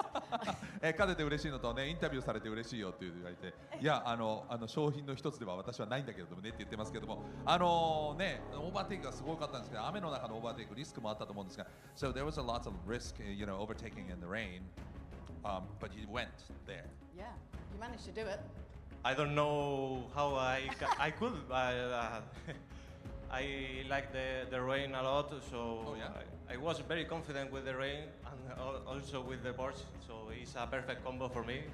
So happy. 雨は実はね、すごく自信があって好きなんですね。雨のレースも好きだし、ポルシェも好きなので、すごく自信があったんですよ。A very confident and calm man. Yes. So I actually have a question. I'm really impressed by this guy right here. When it's you and Paul, His ability to switch between English and Japanese like that. Really well done. I think so. Like, you know, like you'd maybe be riskier with But he someone does else. look like he's wearing a wig though. Well, I risk with all drivers, but with Paul is a little bit less. A little bit less. He was doing you a favor, but still overtook you. He wasn't even trying. ポールにいる時ってやっぱりちょっと落ち着いてるのっていうふうに言ったら、まあリスクをそれほど取らなくていいんでね、前後ろにいるよりはポールの方がちょっとリスクがないかなっていうふうに言ってますけどね。Right. Well, look, we'll let you go and have a sit down. Congratulations. Please give a big round of applause for Jose Serrano. 大きな拍手をお送りください。ホセ・セラーノ選手です。Yeah, Good back work, up to Tom and dude. Julie. Yeah, thank you very much indeed there, Jules. Thanks to Sasha as well. Interesting, the two Spaniards are working together a little bit, maybe? Collusion! In my esports event? How dare they? No, it's, yeah, of course, you know, these guys work together. Oh, that's close. They're race differently. Here are your standards. Oh my gosh. So look how tight it is at the top. 3 points separating our top 3 teams with double points. That's basically nothing. Last race is double points, is that what you said? There's a chance still, Tom. There is a chance. I mean, look, what, you got 12 points on offer for the victory, points down to 10th place, double points on offer for the grand final. It's still all to play for here. Anything can happen in the GT World Series, and to be honest, it usually does. I will say one thing, though, and I know I don't want to count this too soon, but we've never had a non-Japanese winner of the Manufacturers' Cup in the entire time that we've been doing this, believe it or not. Could Porsche be the first one to take that mantle here tonight? Yeah, no pressure, Porsche, if you heard that, by the way. Zero pressure, but of course the home crowd there, I'm sure, are rooting for Team Mazda, Team Subaru, and any other of our Japanese brands here today. I'm really interested to see how this last race plays out, dude. Time, though, for them, really. You know, first race didn't particularly get off to a brilliant start, and you're like, okay, well, you know, maybe it could get a little bit better. So the grand final, who's going to race in that one then? 3 events. Do they choose which racer's going to go? This event second, and all it took was 2 races here in the finals, and I say they're out of it. I mean, they are still there. It is still mathematically possible for them to win, but that's really not going to help them there at all, being down 7th now. Yeah, no doubt about it. Well, anyway, let's go down to Jules and Sasha once again and catch up with former GT champion and also Super Formula race winner, Igor Fraga. Well, yes. Hello, everybody. You having fun? Yeah, good time? Love that. Now, obviously, we've seen some pretty exceptional racing already today, but we thought we'd bring out someone else who's a little bit exceptional. So please give a huge Gran Turismo welcome to Igor Fraga!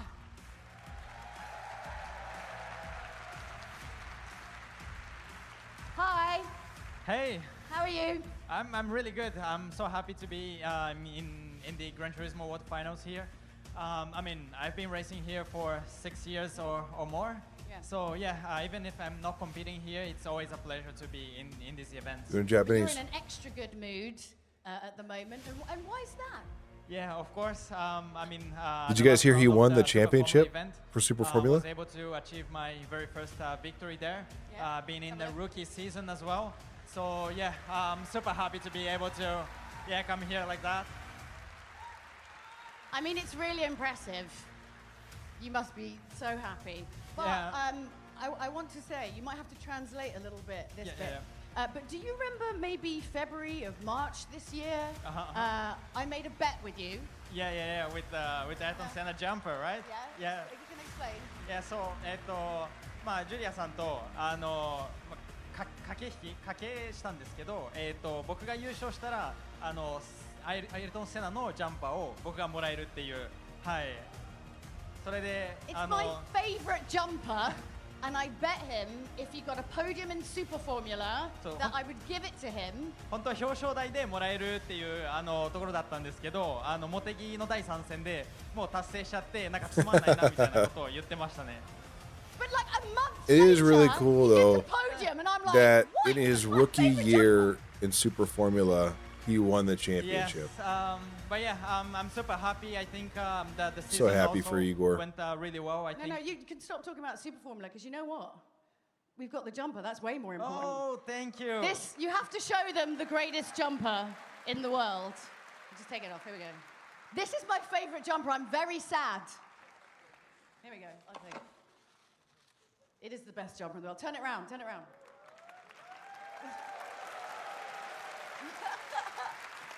So I know that's really sweet because you're driving, but I those of you who don't know, Igor Fraga is Brazilian. You won. And so was Senna. So McLaren, right? With the proper car. This has been aura farmed by being laid over Ayrton Senna's Formula One car for you. So this is full of manner.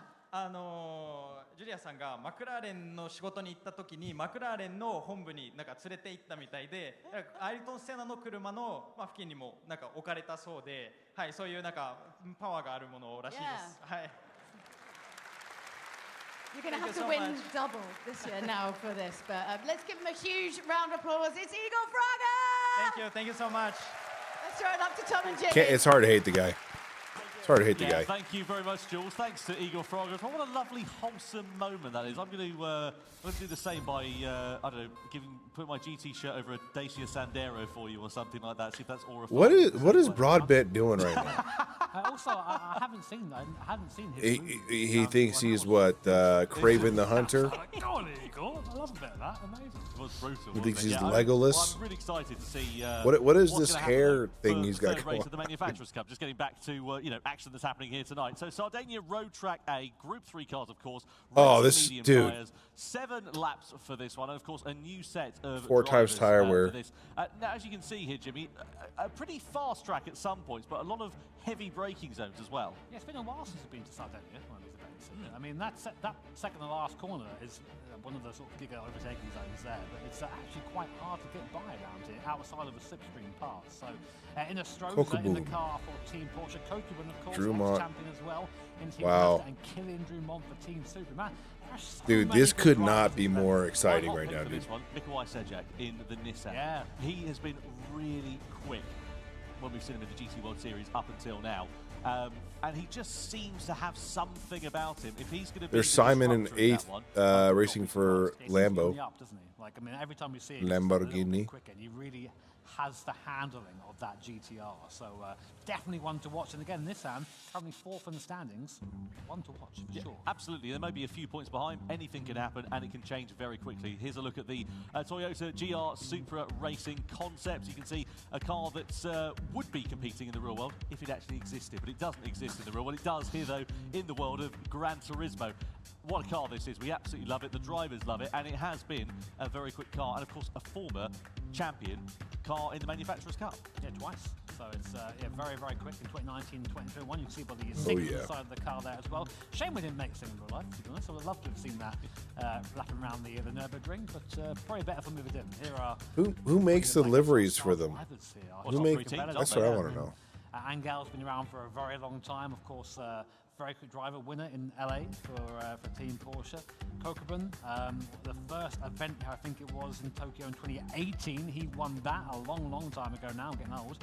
And Killian Drumont, very, very fast French. So they're all GT3 no races. Doubt about it. And Ines Rosa, he actually won in Tokyo in 2019 for Porsche, if you remember that one as well. Porsche. Long time ago, that now as well. So yeah, very excited to see what's going to happen here as we get ready to go racing. The third race of the evening is about to get underway for the Manufacturers Cup. Yes, before we get into the race, we've spotted the cutest thing ever. Exactly. They saw my stream. Oh, yeah, right.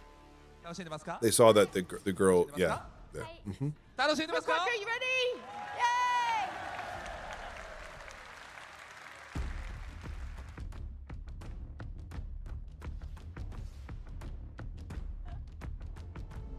This race is always good. This race is going to be good. This is a great choice of track. Manufacturers Cup then here for the Gran Turismo World Finals, and here is how the grid lines up. Top 3 places occupied by the top 3 teams in the standings. Porsche with the most to gain. I don't know how well Maz is going to handle on this one. I think the Porsche is going to take it. Points. Angel Nostroza heading their charge. Mazda in second place. If Mazda can stay in front of Subaru, and Kilian Drummond good, in but third place. Fourth position, Mikołaj Sejak in the Nissan. Could he be the disruptor here today with McLaren's Jay Murphy in fifth position? Lexus and Giorgio Mangano lining up P6 on the make grid. things extremely interesting. Hoshima is in 7th place. Alongside them is Lamborghini, and for Simon Rosenberger, then you've got Honda's Valerio Gallo. 10th place, Mercedes-AMG, and Noah Lanuza, the Frenchman. He was unlucky in LA, if you remember, ended up on the deck at one point. Adriano Carrazza lines up P11, and BMW's Seiya Suzuki is in 12th position on the grid. So medium tyres then, 7 laps here at this Sardinia circuit. Jimmy, how do you see this one playing out? Yeah, I mean, I foresee some sort of move down at T1. It's a long drive down to there. We do have a rolling start, which does tend to spread the field out a little bit, but I think it's long enough that you can slipstream action is going to start coming into play, and someone like Coca maybe might have a fancier move from T1. I mean, like, to be honest, between the top 3, they kind of need to keep it clean. That's what they're thinking now, because any mistake here puts them on the back foot for that grand final. Yeah, no doubt about it. You've got to really minimise the mistakes, especially at this critical juncture. As you get later on, of course, into the evening's worth of races, there's fewer opportunities to right any of the wrong. So one mistake here could be absolutely critical. You guarantee these teams, these drivers, they're going to be leaving nothing on the table here tonight as the crowd awaits. Sold-out crowd here in Fukuoka this weekend. Sold out? And they'll be A keen lot to of people see didn't what show is up, I gonna happen, guess. who, of course, is going to claim the crown of the Manufacturers' Cup. Let's get ready to go racing. Race 3, then, is underway here in the Manufacturers' Cup at the Sardinia Road Circuit. Porsche leading Mazda, leading Subaru as they come down in towards the first corner. Don't think we'll see any dive bombs down in towards turn 1, but we will see a pull out of the slipstream there for Mazda as well as Subaru coming under pressure as well. No moves being made in towards that first turn as expected, but around the sort of second part of this opening lap, we should start to see drivers who are getting their elbows out as they start getting some heat. Here we go. Mazda's got some crazy slipstream on So right now, Porsche lead from Mazda, lead from Porsche. Subaru, lead from Nissan behind. Sejak behind the wheel of that Nissan. We said he's one to watch, so we'll see what he can do during this race. And again, this track's a lot of heavy acceleration zones. That Subaru's going to suffer a little bit here, I think, as they defend there from Mazda, defend from Team Subaru. Right now, not much change as everyone's keeping it nice. Okay, this is where the Mazda might catch up and go side by side. First race at Daytona, on board now with that GTR and Sejak. Yeah, Sejak knows a thing or two about how to play these races calm and cool. You can see Mazda there just putting some pressure on Porsche at the sharp end of this one, coming down towards the left-hander. In the mirror there, you can see also Lexus as well. Behind the wheel of that is Giorgio Mangano at the moment. Of course, Lexus former champions as well in the Manufacturers' Cup. Let's see whether they can spring a few surprises with McLaren very close in tow. Through the sweeping left and right-hander before we come in towards the next big braking zone on this first lap into this left-hander. Lamborghini and Mercedes under investigation for a collision then on this opening lap. Let's see whether they've been deemed to be the aggressor or the innocent party. Yeah, Gallo there making the move Mazda on make up the time Ferrari here. drive up to P7 goes the Valerio Gallo, past champion, Nations Cup champion. Honda not looking so strong though this time out, but I'm sure looking to try and make as best as he can of the situation. Meanwhile, we're with Nissan and Sejak going down towards T1. Big overspeed. Man, even with the freaking slip, the Subaru is suffering. Very nice defensive driving there, but you could get the impression that Sejak is, they can smell blood in the water. Yeah, certainly can. Mercedes with a 1 second penalty then for their part in the collision with Lamborghini on that opening lap. So let's work out and pick the bones out of that one as we continue on. Drummond's going to get aggressive here. Through the left and the right hander. This is Mikołaj Sejak, who we ride on board with the Polish driver, who, despite being Polish in terms of nationality, actually has a sort of thick northern accent, which catches you off guard a little bit. And I was down chatting to him in the World Series events over the course of this year. He's a make that turn look so easy. I'm so bad that turn. And mature head on his shoulders, especially when it comes to racecraft as well. So let's see whether we can get that Nissan up into the podium positions and be the disruptor in this race. We come through in towards the left-hander. I have to say, they're keeping it remarkably calm and tidy. Jimmy, as we get into this point now of the evening where we're race 3, Nissan's going to pass this BRZ. Going towards the double points. Are we going to see the teams at the front maybe minimising the risks a bit more? Yeah, you think so, but that of course opens them up to people behind them. I mean, a great if they can example get a right good Gallo, exit after this, up to P6 now. after this left-hander, the back of the McLaren in front, so this guy then is Subaru's going to pass in the straight. And as you see now, Sejak is all over the back of a Subaru. Subaru really fast. There's a Mazda mistake there from Mazda and Kokubun, and now that has just given the cars behind an easy run down towards T1 and Porsche, with Stroza at the wheel, a bit of breathing room. So here we go, then down towards T1, we're on board with Sejak, looking at the back of that BRZ there, struggling in the straight line. It's now the time we'll see the Polish driver strike, looks at the outside line, not quite close enough to do anything there. Oh but, my freaking gosh. Really bunched up now. You were saying they're taking it easy, so I'm not sure they are. I keep thinking they're going to knock somebody straight off the track, and they get so close. Compromising down into turn 1. The problem is, though, what he did was it bottlenecked up, it sort of concertinaed up through that first turn, and you can see how close they are now running nose to tail. I mean, it was close going into there, but it's certainly closer now as we come in through this first sector. In Stroza actually did a great run off the last corner. That Mazda is just an absolute bullet in a straight line. Meanwhile, a bit further down the field. So here is a replay. Oh, this is what happened with Mercedes and Lamborghini on the opening lap. That was a great move. Yeah, if you forget what the move, it's brilliant. Which he did, unfortunately. So yeah, I can understand the penalty there. But yeah, so yeah, Stroza's got a weird dynamic here where he's really quick at mid-corner with his Porsche, but it seems to, up against that Mazda, which again, a bit of a bullet. It's not, sorry, just in the background there, Subaru having to defend. And then it shows up the inside of the Mazda. The Mazda caught napping. So Subaru and Drew there just absolutely picking the pocket of Kokubun, down 2 places. Sejak also 3 up places. P3. Oh, and now they're side by side.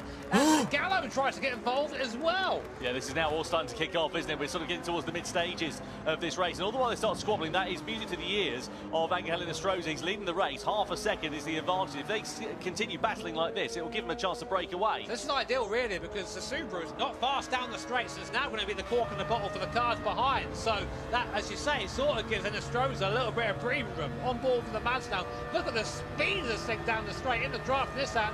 They're both going to try and get by the Subaru. Oh, they're going to no. go 3 wide. Not quite. They're thinking about it.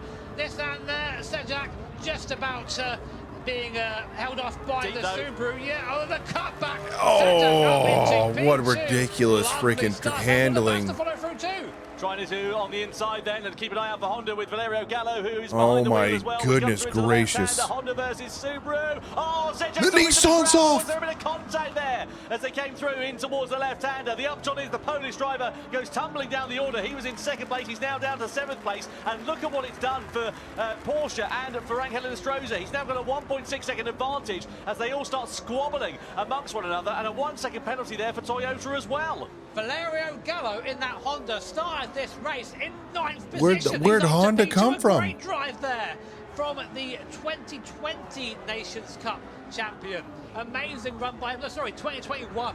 Nearly got it right. That was near. Long time ago. Oh, hang on a minute. Look at Subaru on the inside. They lunged through on 2 my cars. goodness. Mazda, and then also Drummond, I told you he was going to get aggressive. Side by side with one another through this left-hander. That was absolutely sensational for Team Subaru. A big lunge, and it's paid off beautifully. Mazda's out of contention, dude. The pocket of another car. They get through on Mazda for 4. Holy cow. At the start of this race, Tom, they're going to take it easy. I don't think so. In the background, Toyota almost 3 wide there with McLaren and Mazda.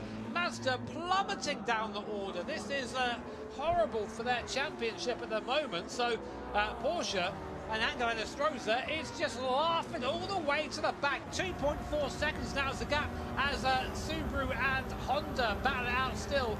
There through goes Valerio Gallo. Not much really Drummond can do about that, can he? Oh my Here's gosh. the question.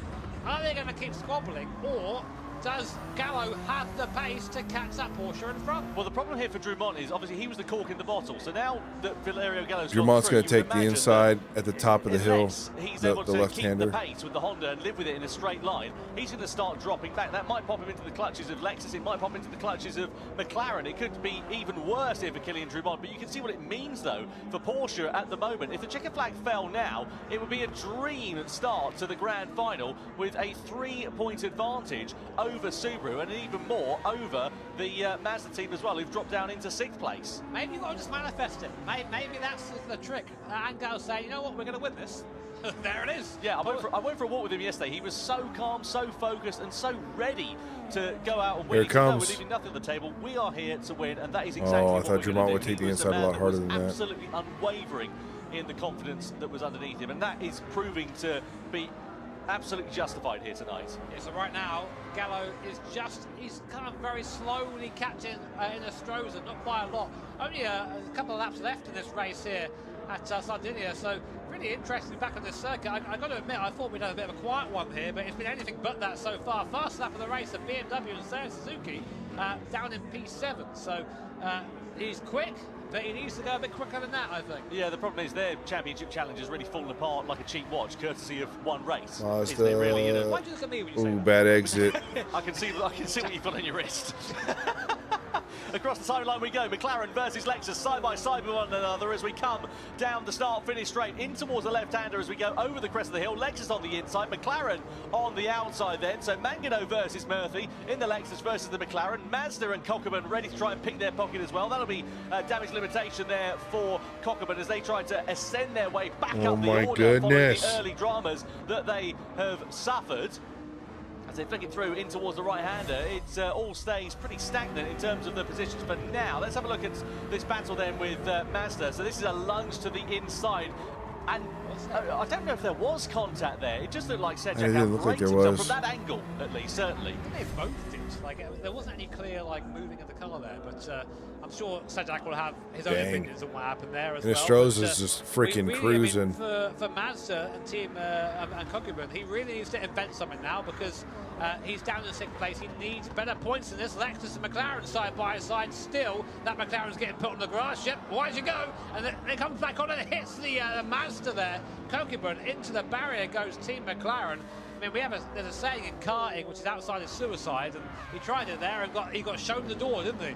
Yeah, not ideal at all there for the team, and good for Mazda. At least they're able to take profit of that position. We go through into the left hand. They're tied with Subaru. The zone Subaru. is, by the way, so if you do see any drivers picking up the penalties, that's where they will serve them. So here are the point standings. Okay, last lap shenanigans. Let's see what happens here. Leading the way by 3 points. There will be a tie for second position between Subaru and Mazda if the checkered flag fell now. Still a fair gap to Nissan behind there as well. We now begin the last lap of action though, and what a dream drive this has proven to be for Angel Inestrosa so far in this race. Again, he's just looked calm, controlled and comfortable, as have the entire team here tonight. They've just been absolutely unfathomable.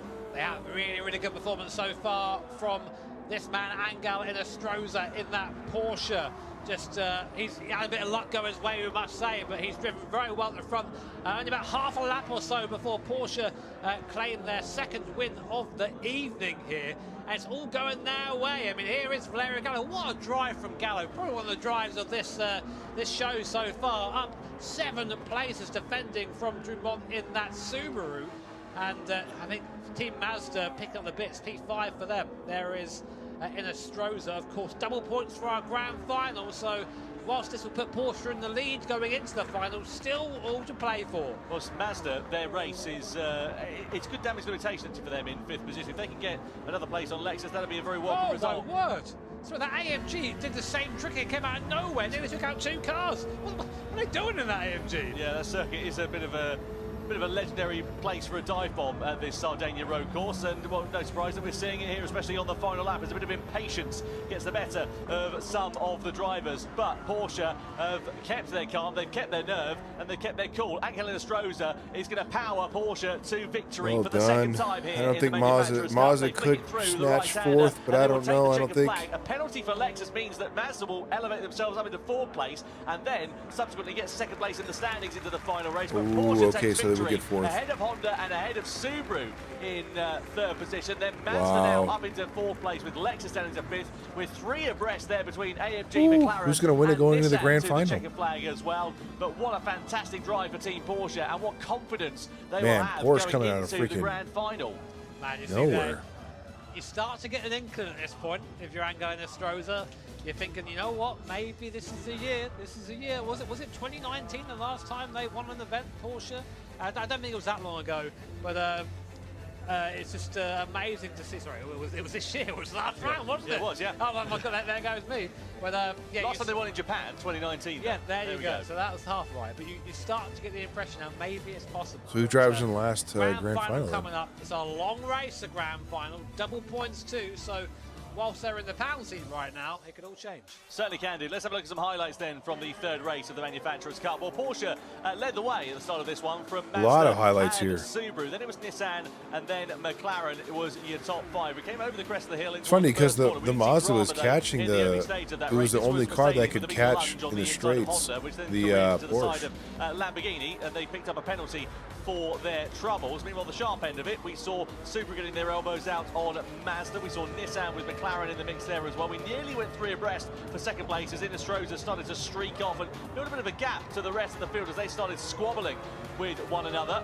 Then we saw Nissan with Sejak right up into second place. Great drive from him, but then there was a bit of a bizarre incident. There was maybe a bit of contact between themselves and Mazda, which ultimately set them off, and you can see the frustration evident there for Mikolaj Sejak. Ultimately, it meant that they would come across the line. Did you just flick off the screen? Checkered flag. We saw Honda versus Subaru. That's where he just flicked off the screen. That's hilarious. Gallo, as McLaren decided to go and cut the grass here at Sardinia and dropped back a couple of places, and then Mercedes biffed it into the back of McLaren in the closing stages. They really did like that patch of grass at the particular corner, and ultimately it cost them a bit of time and it cost them a place to BMW on that occasion. But no such dramas for Inestrosa and for Porsche as they had a remarkably calm, comfortable and quiet race to take the checker flag by 2.3 seconds over Honda at the end of that one.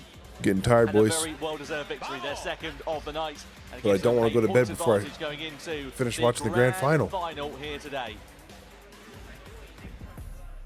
So confirmation of the close. race 3 results then here for the Manufacturers' I think Cup. what the top three are separated by like Gallo 3 points. Honda, then 4 Killian points. Drumont in the third position ahead of the Mazda of Ryota Kokkonen. 38, Bagnolo in fifth ahead of Suzuki 39, in sixth 40, position. 41. Yeah, the Lanuza 3 there points in seventh difference. ahead of Murphy. Sejak, who was bitterly disappointed 41 with points place. for Carrazza, Porsche. Rosenberger and And then Shima are your 38 final for Mazda finishers then here and today. Subaru. But what a brilliant drive from Angel Inestrosa. And Or as we said, 39 a 3-point for Mazda. advantage going into that final race of the evening here tonight. Well, let's catch up then with Angel Inestrosa and get the Chilean driver's thoughts after another fantastic drive for Team Porsche.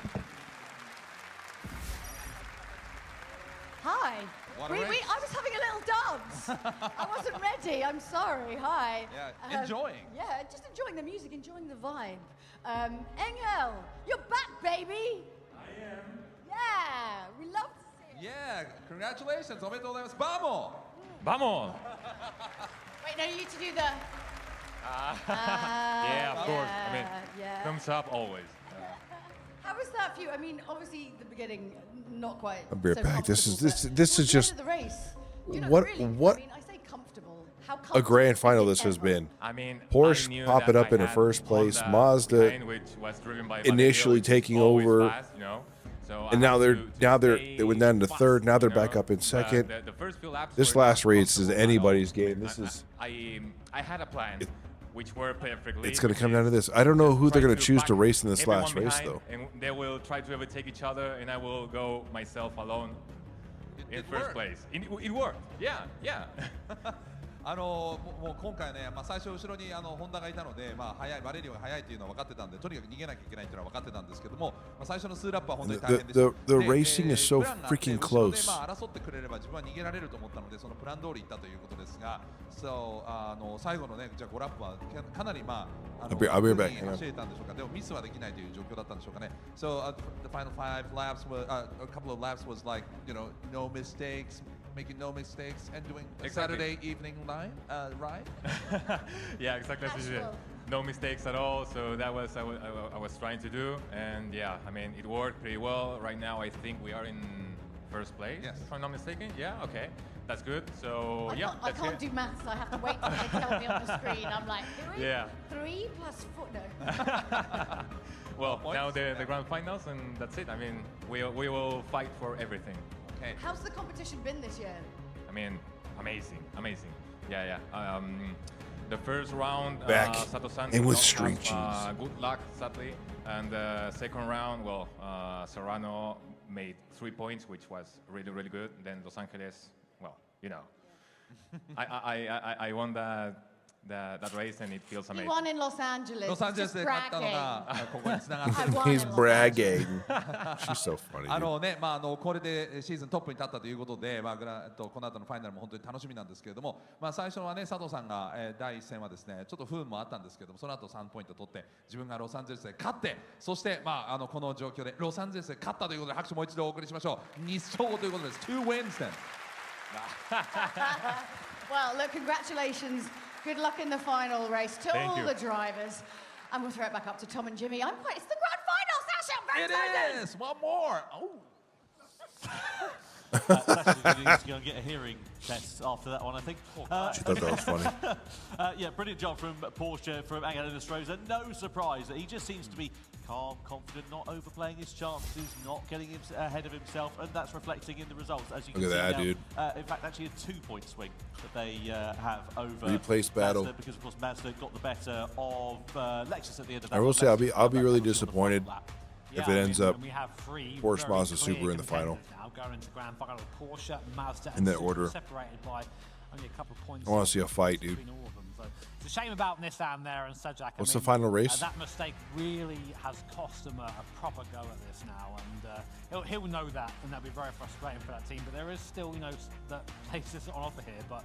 The top three, they're looking like they're a bit of a league of their own right now. Yeah, it certainly is. I mean, look, it's mathematically possible for Nissan to do it. I mean, what have you got on offer? 24 points for that grand final. So I'm just trying to do the math in my head. Lexus could technically do it, couldn't they? But they would need a bit of a minor miracle. And they all need to retire. Yeah, exactly. Which probably is not going to happen. So, well, you never know. You never know. But I mean, I wasn't sure these are the standings I'd be seeing when we came in here. Subaru's still in contention as well. Mazda, I mean, an interesting racer coach in that one. We don't tend to see him fold under pressure that often. But he did a couple of bad choices there. Just put him in a weird place in the race. But ultimately they recovered well, didn't they? Getting into fourth place at the end of that one. I know a bit of fortune on the final lap. Anyway, let's get into that in a few moments' time. We've got a fantastic announcement to come here today. Announcement. That's right. I'm here with Kazunori Yamauchi. Yamauchi-san です。よろしくお願いします。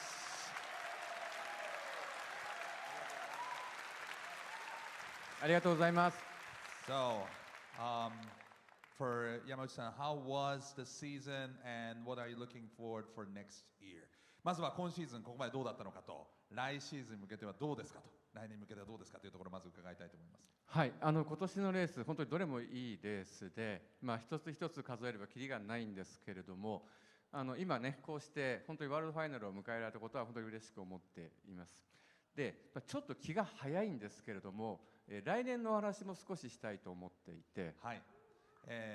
So, first of all, we had so many good races, not to be named. I mean, every race was good. And really happy that we are here for the finals. But, I want to go a little bit forward to next year and make some announcement. その、来年の話では。はい、まず一つ目が、来年なんですが、シーズン結構早く始まります。具体的には1月の中旬、もうすぐですよね。1月の中旬からオンラインシーズンが始まります。So the next season will start really early. Mid-January, the online will start. And That's quick. あともう一 Next month? つはですね、ビデオをご覧になっていただければいいかなと。And for the next announcement, let's look at the video. What do we have here, boys?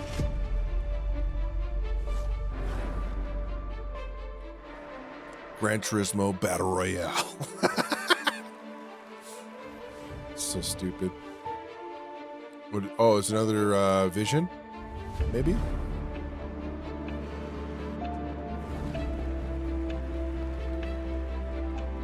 Well, they usually show off a new Vision car at the grand final.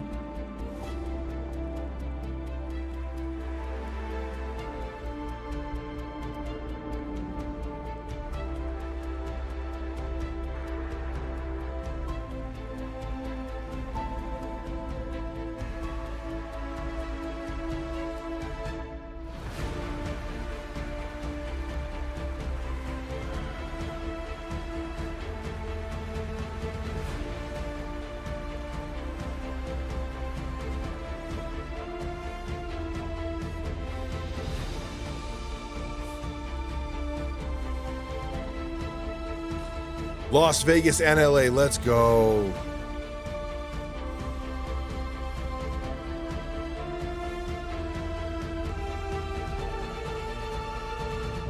Okay, who's doing Vegas with me? I'm gonna go to the Vegas one.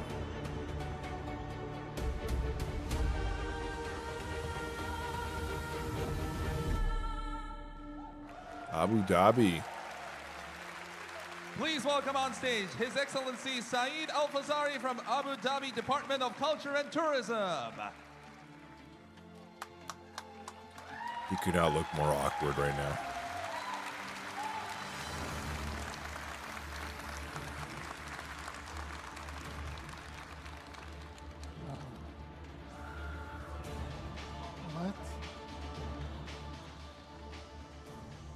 All right, so you have a special announcement. You're Yes. here in Fukuoka for the announcement. 特別なアナウンスメントのために来ていただきました。Would you please announce it? サイド閣下です。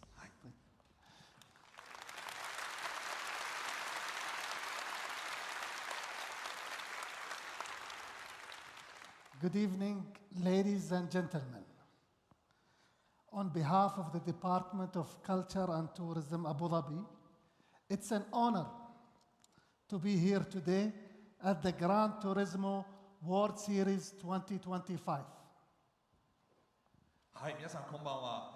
アブダビ文化観光局をですね代表しまして本日はガランツーリズムワールドシリーズ、2025のワールドファイナルに来れたことを光栄に思っています。As the pinnacle of sim racing and the definitive The pinnacle. global standard, People are Gran gonna argue that Turismo big World time. Series present a unique vision Big time. and an elite level of competition. That explains why we have the Abu Dhabi This track, right? pursuit of excellence and elite performance perfectly mirrors the ambition and drive that we champion in Abu Dhabi. シミュレーシングの最高峰であり世界的な基準を打ち立てる存在でもあるグランツーリスモワールドシリーズはですね唯一無二のビジョンとそして世界トップレベルの競技を世界に示しているんですね。この卓越性とそしてエリートパフォーマンスへの追求ですがまさに私たちがアブダビで掲げ推進している志と完全に重なるんです。Abu Dhabi is transforming into a global gaming hub, establishing the Emirate as the center of excellence that sets industry benchmarks from talent development and business attraction to game development and the hosting of elite sports events. はい、アブダビは現在ですね世界的なゲーミングハブへと変貌をですね遂げているんですね。人材育成そしてビジネスの誘致ゲーム開発さらにトップレベルのこの e スポーツのイベントの開催に至るまでですね業界のベンチマークを打ち立てる卓越性の拠点としてその地位を確立しつつあるんです。 Through initiatives like Abu Dhabi Gaming, the Emirate is developing a dynamic industry that connects businesses, investors, innovators, and What are they talents announcing? across the global gaming value chain. Are they investing in Gran We are Turismo? creating an end-to-end gaming ecosystem that empowers the next generation of creators, developers, publishers, and e-sport athletes to thrive from Abu Dhabi. アブダビゲーミングをはじめとする取り組みを通じてですね私たちは企業そして投資家イノベーターさらに才能ある人材をグローバルなゲーミングバリュー Abu Dhabi Gaming. 全体でつなぐ活気ある産業を育成しているんです。アブダビを拠点に次世代のクリエイター開発者 Looks like さらに e スポーツアスリートが活躍 Kazunori found his エンド funding. トゥエンドのゲーミングエコシステムを構築しているんです。 Recently, we were thrilled to see Abu Dhabi make a statement in the gaming world as Yas Marina Circuit was added to Gran Turismo 7, breaking new ground. This exciting development offers players around the world the opportunity to experience our iconic track in-game and showcases our city in new audiences. I am alive. God dang. I want to get to the point. This marketing jargon stuff, I understand why they do it. Okay. I don't need it. Just get me to the point now. 画期的な取り組みによって世界中のプレイヤーがですね、ゲーム内で私たちの象徴的なサーキットを体験できるようになりまして、アブダビという So Abu Dhabi Gaming is going to build a new tournament. Sounds like, or Building on something. this momentum, today I have the pleasure of making another exciting announcement that supports our ambition to elevate Abu Dhabi's position as a global gaming hub.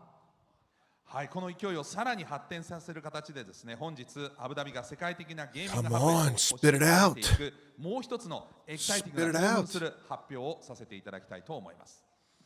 I am delighted to share that Abu Dhabi will host the opening event of the Gran Turismo They already World announced that. Series 2026.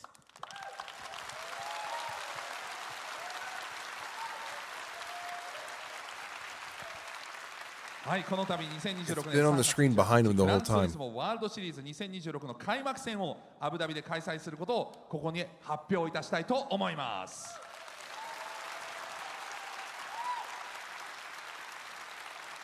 Now, this is not the same company that bought EA, correct? Let me look On into it real quick. 28th of March 2026, this marks a significant moment for sim racing in the region and for Abu Dhabi's growth as a global destination for elite sports events. 2026年の3月28日でこの地域におけるシムレーシングにとってそしてアブダビが世界有数のエリート e スポーツ開催地として成長していく上で非常に重要な節目の日ということになります。 Events like this go beyond competition. They are catalysts for growth, supporting the evolution of Abu Dhabi gaming sector, diversifying the economy, and laying the foundation of future careers in a global industry. このようなイベントは単なる競技の場にとどまりません。アブダビのゲーミング産業の進化を後押ししまして経済の多角化を促進、グローバル産業における将来のキャリアへの基盤を築く成長の原動力なんです。 We look forward to welcoming you all to Abu Dhabi and hosting the opening event of the 2026 season, setting the tone for another gripping year of on-track competition. Thank you.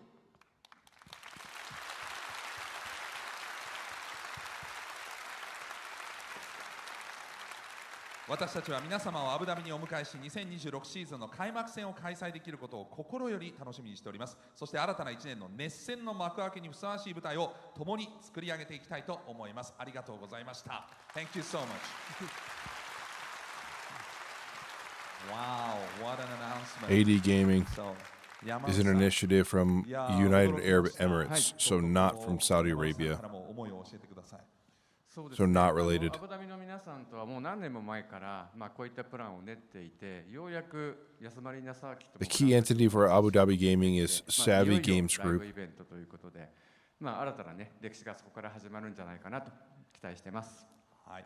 We were talking with Abu Dhabi for a few years now, and finally, Yas Marina Circuit is. Oh, no. Sorry, no. Abu Dhabi Gaming is separate.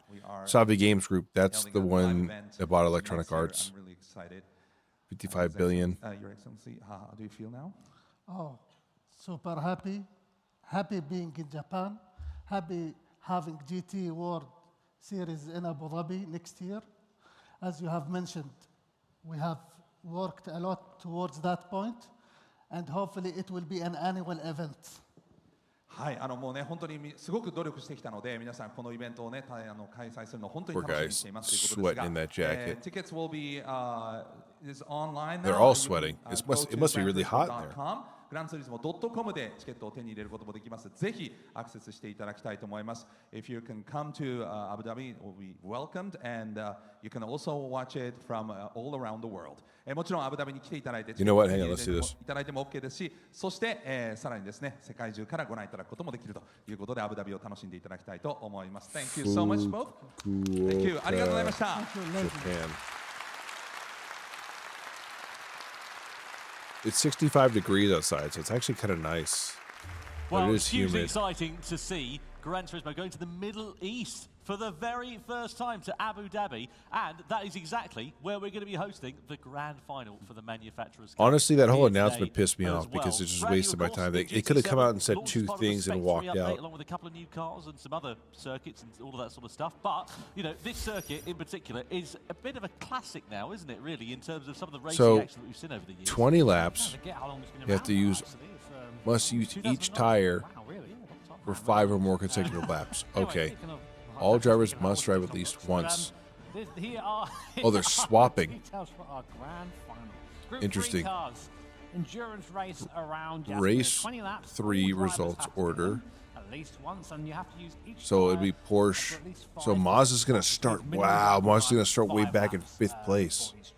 So here's what our gremlins in the strategy department think. And they're swapping seats. Do you agree with that, Tom? This is Well, great, I mean, dude. I was speaking to a couple of the drivers. They said that, look, the soft tyres, they go off the boil really, really quick. They said the medium tyres, a lot less so. So who knows? You could see a few interesting strategies. 9 laps is what they reckon the absolute maximum is going to be on that medium compacted tyre. But that's sort of the halfway house between that and the hard tyre. I mean, look at the difference in performance. The soft tyre, 2 seconds a lap quicker than the hard. So if you can eke out something on the mediums, it might prove to be beneficial. Yeah, hard tyre is lava yet again. I mean, that's the problem with that tyre here. It's made for a much longer race distance. And whilst it is being used to that Dunlop hard tyre, it is just like, you tend to give that to maybe the weaker driver. I did put Fukuoka, but for some reason it did Fukuoka. So here is the I must starting grid. definitely missed that. Based off the results of the last race. So Porsche, Honda, Subaru, Mazda. That's great for Porsche. Oh, that's cool. Now Honda is in. That's really cool.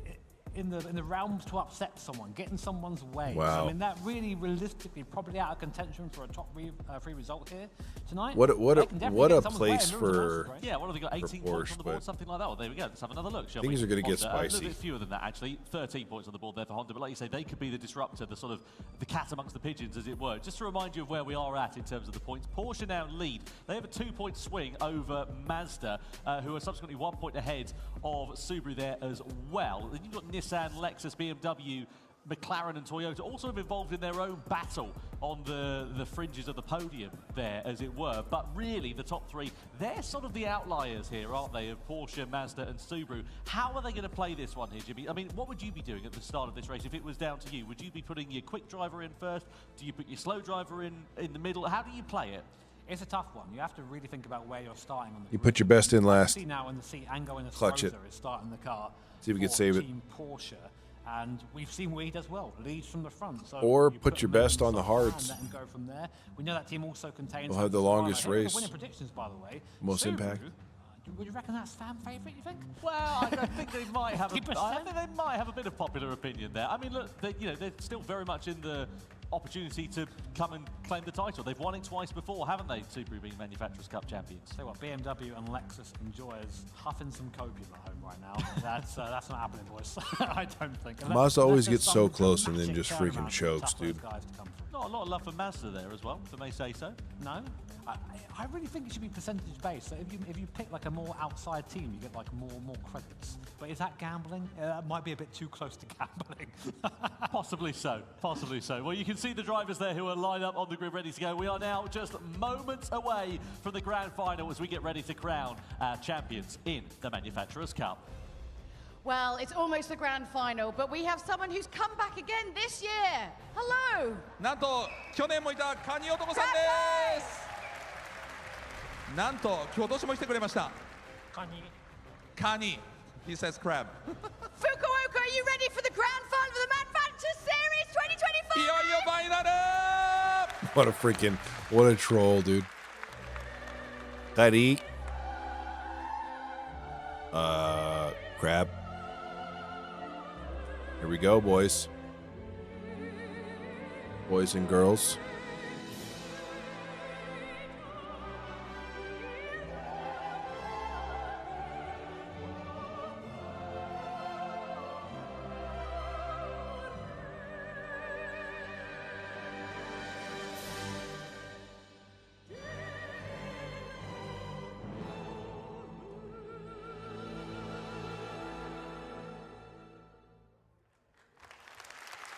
4 live events in 2025, and it now all comes down to this as we get ready to crown Let's Manufacturers Cup go. champion of this season. Well, how is it going to work out? We're racing Mazda's kind of out of contention unless something sneaky goes down. Something tells me there's going to be a little bit of pushy between Honda and Porsche. I don't know if Honda can hold its place. It hasn't earned very many points this whole tournament. Pole Eura in 4th place. Lining up on the 3rd row of the grid, Giorgio Mangino for Lexus, former champions, of course, with BMW for company alongside in 6th place. This Mercedes AMG, tricky nice at the office for them so far here today. I'm pretty sure they said that this last race is worth double points. So then it's Nissan and Philo in we shall see. Toyota's Kaida Brun in 10th place. Lamborghini and Rosenberger lining up P11 on the grid, and Ferrari with João Jesus behind the wheel in 12th position. Now, of course, we've got tyre strategy, we've got fuel to consider here in this one here, Jimmy, as well. And from what we can see, Porsche are starting this one on the soft. They're trying to get I'm going to have to look into that. Yeah, Everyday Driver Podcast. Unsurprising, I think, from what we've Hooked seen so on far. driving. Interesting, a couple of teams there, you hear them right on the grid, just trying to burn a bit of fuel. A couple of them have done that now, just have a bit of a lighter car to start with. That's how fine the margins are here. Not sure the engine's going to appreciate that so much, but that's part of the game here. Wrote it down. World Series.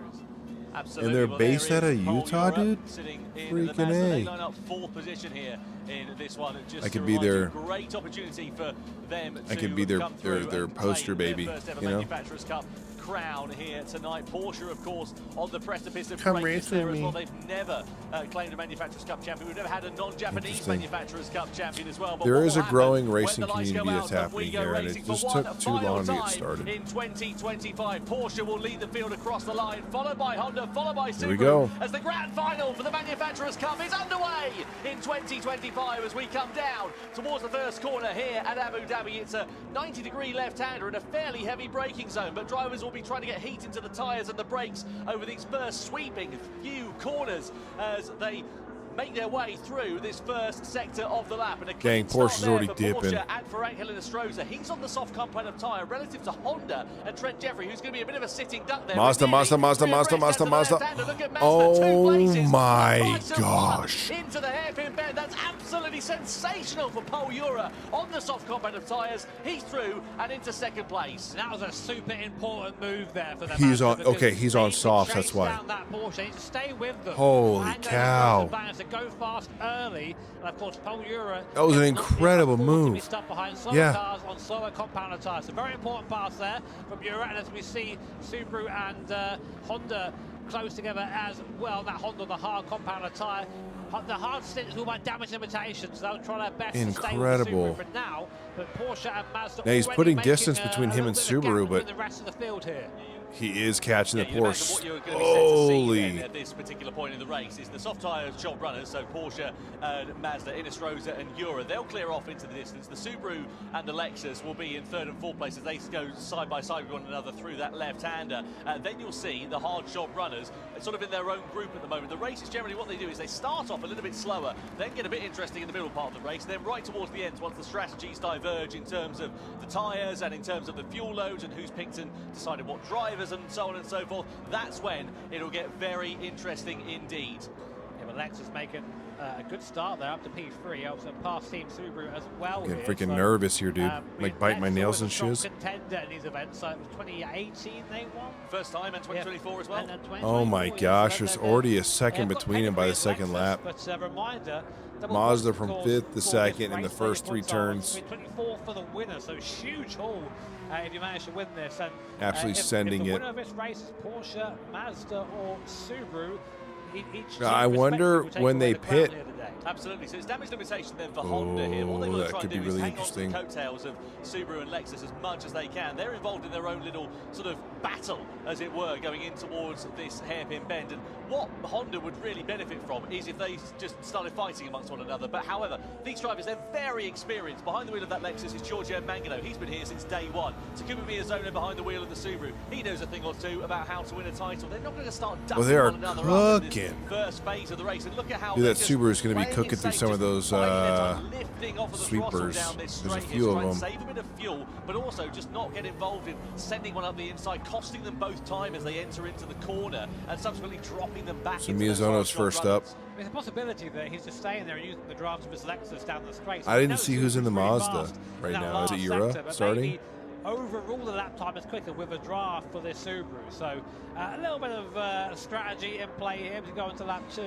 Of course, strategy, just a reminder, each tyre must be used a minimum of 5 laps, which means basically every driver has to drive at least 5 laps. So there are stronger and weaker drivers in each team. We tend to see the guys running the soft tyre be the fastest. I say that though. Who's quicker out of Serrano and Mazda's not really catching the Porsche, to be honest. The Porsche is going to. But we'll leave that for now as we watch Lexus. Mazda's going to have to hope Porsche's making mistakes with time, but Porsche's going to have much better tire wear. Luckily, he's not in this race. Goodness me. I wondered how long it would take. Yeah.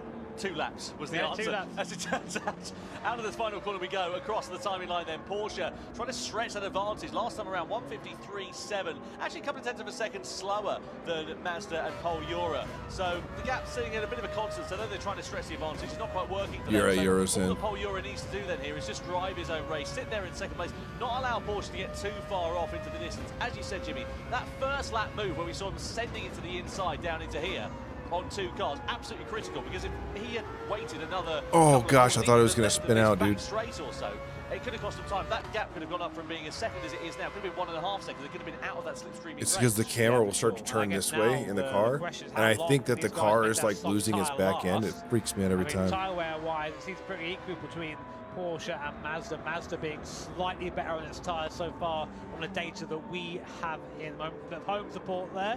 Nice effort to Kimi Miyazono. There he is. Rocking some very cute gloves as well. Okay, so they got the big boys. Miyazono's in. Yeah, it's a bit of a colour clash. Yura's in. With the red. Wait, is Serrano in the Porsche right now, or is it Clearly not. Have you seen your Nostroza?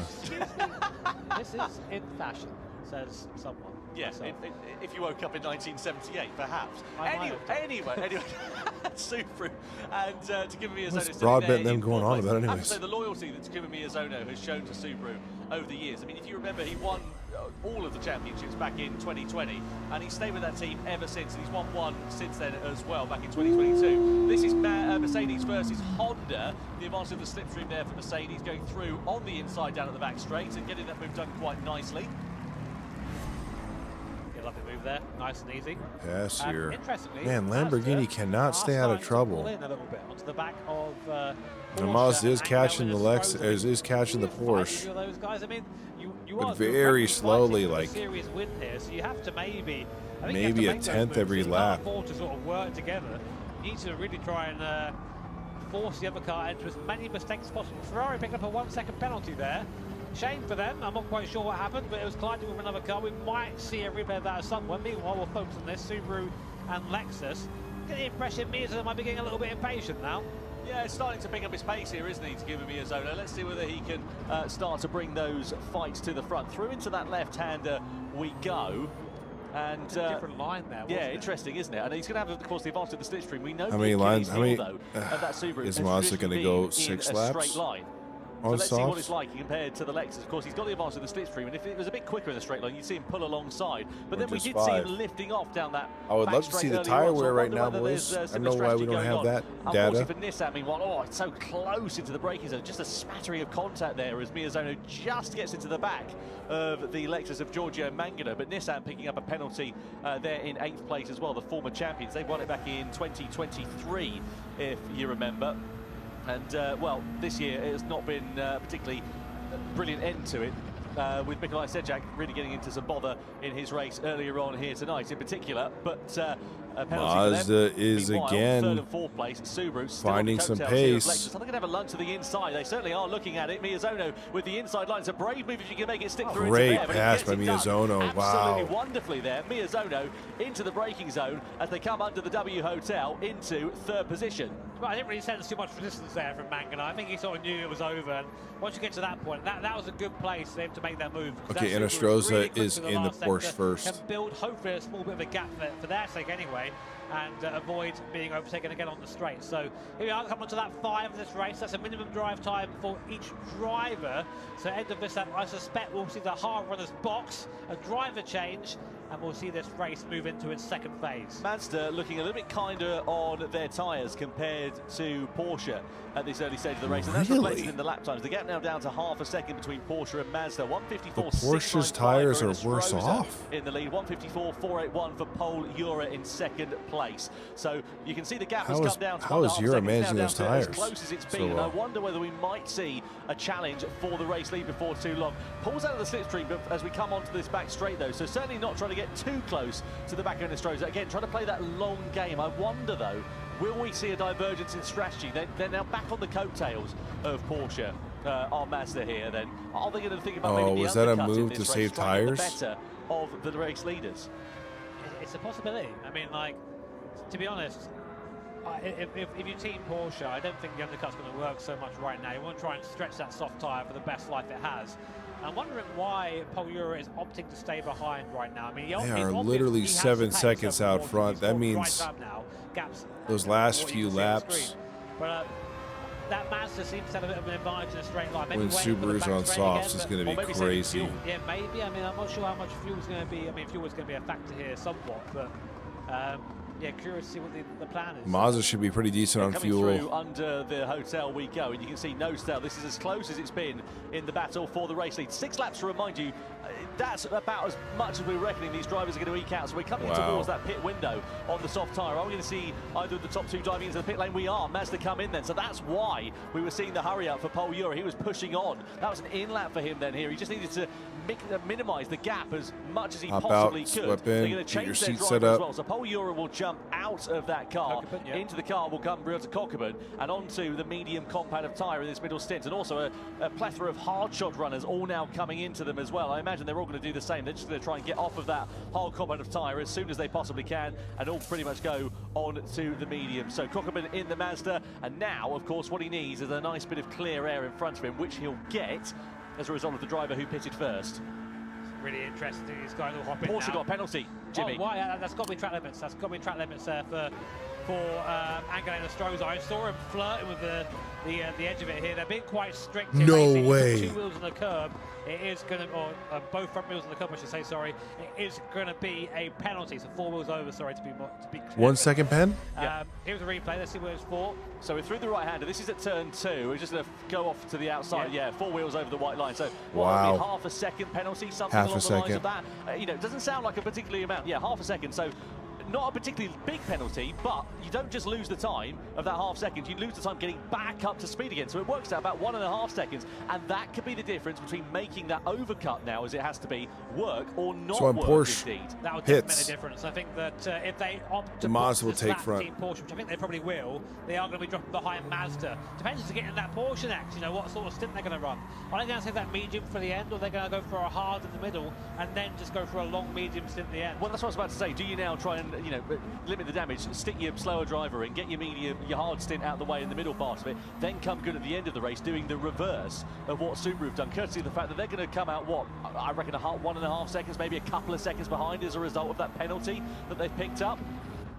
Let's see, Smart of Mazda to pit so early, so have all that clean air. Catch up to the backup, and in comes Porsche. So Angelina Stroza in the box, our current leader and points leader boxing. Who's going to get in the car for these guys now? Coming in for a fresh set of the double tyres. It's Jose Serrano, arguably the fastest man in Gran Turismo at the moment, hopping in that Porsche. What's the tyre though? Onto the medium set of tyres there. So he'll be going through the long stint.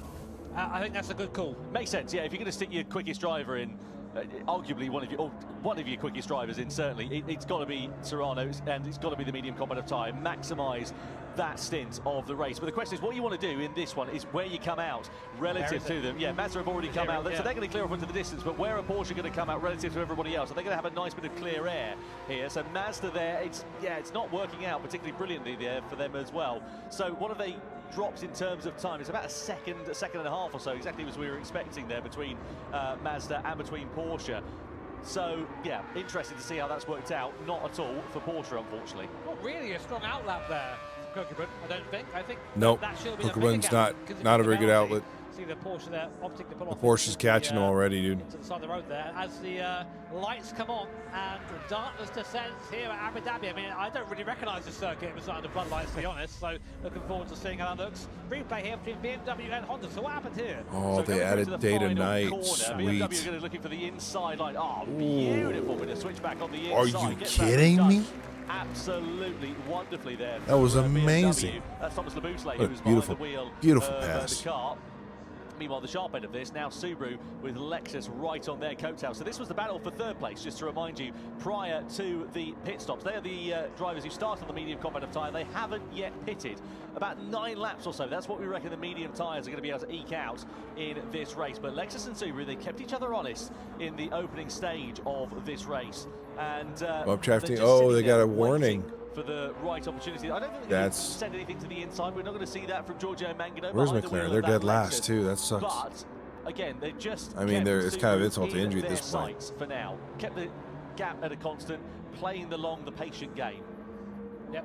So looking at Team Subaru right now, one of our contenders here at the Grand Finals at Fukuoka. All comes down to this. It's been a long year for these guys. Our 4th event, of course. Subaru's looking pretty good on those mediums. Cup. How many more laps are going to go? Are they going to go on those? Porsche. Currently, if it ended as it was, Subaru would be your champions, but they've not pitted yet, so probably not going to happen. But right now, Giorgio Mangano keep them honest in the Lexus. You know, as you say, former champion 24 and 20. I think Subaru's got to pit now, right? Big pedigree for Team Lexus. Unfortunately, points-wise, not really in contention for the win here today. Even no points. And it's a shame for Lexus because, as we know, reigning Manufacturers' Cup champions, it just hasn't worked out for them this season. They've been sufferers of a fair bit of misfortune, but also they've just not really been in the same league as some of the other drivers, some of the teams and the consistencies that we've seen over the course of this season. And that goes back to the old adage of consistency creates Track champions. limits, goodness. That's what we've seen over the course of, they can't seem to keep the tensions are pretty high. Right now, it looks like it's a race between Mazda and Porsche to win it. It's going to come down, I think, to Subaru, that second driver. It's still Miyazono on there right now. And so I'm thinking they're going to put Drumont in on softs. As we go through this very technical section, there is actually quite a bit of camber. You don't quite see it on the broadcast. Or maybe they put Solus in on hards. It's really difficult to get to the apex from there. So he's got some clean air in the back, maybe? And then they finish on softs. Pulls to the right-hand side into the pit lane from his first little box at the end of there he goes. Yeah, I knew he was going to pit there. It makes sense. Drumont is getting on. He's going softs. Yeah, we need to see what the time is in terms of laps for Takuma Miyazono. It's 1:57.264, but it's the sector times here because you would imagine Miyazono is going to come in next time around. But will they be able to, now they're in clear good stint by Miyazono. Run their own race, get a good in-lap for this. Soft tyres going on the Subaru, so you would imagine the Lexus, Giorgio Mangano behind the wheel of that car, is probably going to follow the same strategy, just mirror what they're doing and then duke it out in the closing stages of the race. Porsche's catching the Mazda, dude. Kokobun is...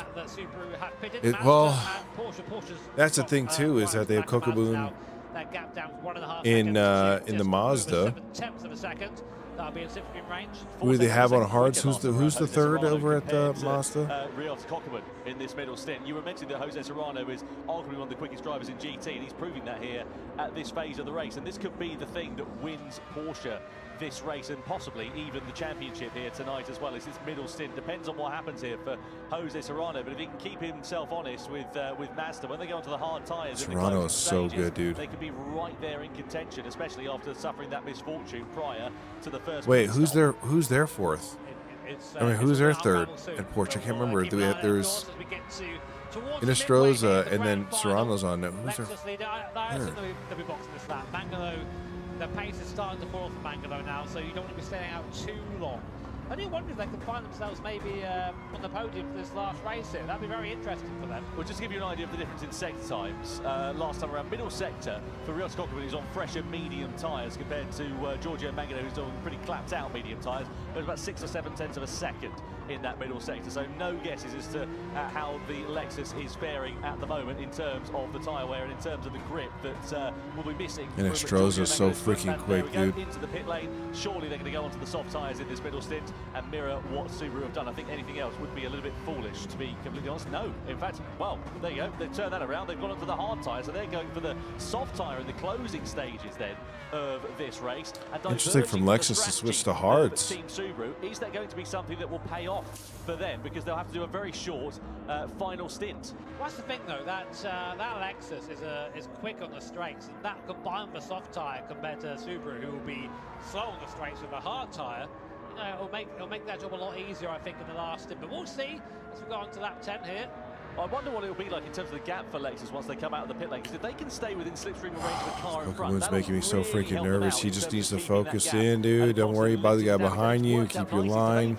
Clearly been calculating that. Hold it in. Don't let him take the inside.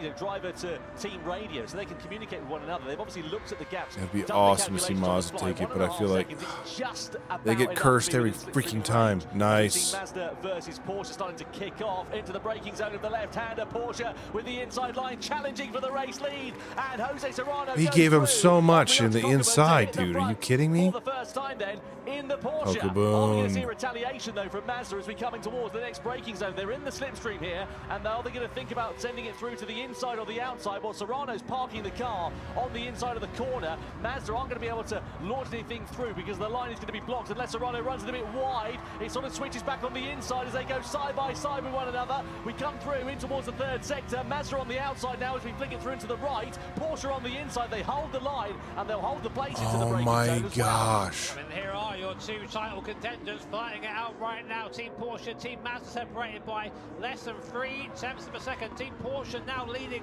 courtesy of that move from Jose Serrano, which of course now, if the race hunt him down, dude. Just before the start of the race. Arranca la carrera, which means the race starts. On the soft compound tyre here, Jimmy, in this middle stint of the race. They started third, they are now third. They've got a gap of about 7 seconds or so. So Kylian Drumont's in a great position. He can use that soft tyre to his advantage, run a nice, clean middle stint in this race. Of course, they're going to have to pay for that later on because they're going to owe the hard tyre in the closing stages of the race. But I wonder how this is going to work out for them. One should not have given up a position, but maybe they're trying to make him last a little longer on mediums. Hard tyre in the final stint. So if Subaru and Drumont can close that gap down, it could go from a two-way fight. He's going to have to pit at lap 15. Yeah, but we'll see. It's going to be a big ask for that Subaru to just pull before, this back in again. If anyone can do it, it'll be Kylian Drumont. And of course, as you say, that'll be our 3 title contenders all fighting, which is, I mean, it just goes to show who's been the most consistent, who's been the quickest this season when they're all there fighting at the end like this. Well, exactly what Kylian Drumont is going to need is Porsche and Mazda to continue battling like they were last time around. But they know this. These guys aren't silly. They'll know they can't afford to be fighting together, especially experienced heads like Ryota Kokobu and, of course, Jose Serrano. That's why I think the move was so decisive. I'm gonna go now. Let's not fight anymore. Let's get on with it. Subaru is catching. Those softs are really cruising for them. Away from that Mazda. Toyota and Honda under investigation for a collision. They're down in 8th and 9th place respectively, so not been a particularly brilliant race for them to ride home about. We ride on board though meanwhile here with Kokobu then in the Mazda through into the right hander. This is where we saw challenge for position last time around. No such dramas though here on lap 11 out of 20. Of course, one more stint there for all of the drivers left to run in this race. They must run at least of all 3 of the tyre compounds in this one, and also a question as to how they're going to do it in terms of the fuel strategy as well. I think most will be waiting. The hands are freaking sweating, dude. Fuel top-ups towards the end of this race. Through to that right-hander we go. A little bit wide there at the final corner for... Come on, dude. These camera angles are killing me. Taking a little bit more out of his tyres relative to the Mazda in this one as we descend into the darkness. The Mazda and Kokobu, great pitches there as we go out for another lap for this very fast section. Toyota receiving a 1-second penalty for a collision with another car. We've not seen that at the moment, but yeah, that was with Honda. We saw the investigation come up. Yep. So clearly they've been deemed to be the aggressor. Just looking at the gap here, Jimmy, as well. 6.3 seconds with Subaru. Hey, so Jimmy, pay attention, down, dude. Just to give you an idea of the difference in lap times between. We didn't even notice that there was an investigation on the Toyota. And the softs. It's about half a second or so quicker. Here's what happened then between Toyota and Honda. To the inside go Toyota, and into the side of Honda they go as well. That opens the door subsequently subsequently for Nissan, so drops them down, and they pick up a 1 second penalty for their troubles. Yeah, simple that one. Track limits warning from Team Mazda. You've got to be careful of these guys. The stewards are pretty on it around here. So the stewards are basically said, listen, we're going to turn a lot of the penalties off here. Just make sure if you go over, we're going to watch you.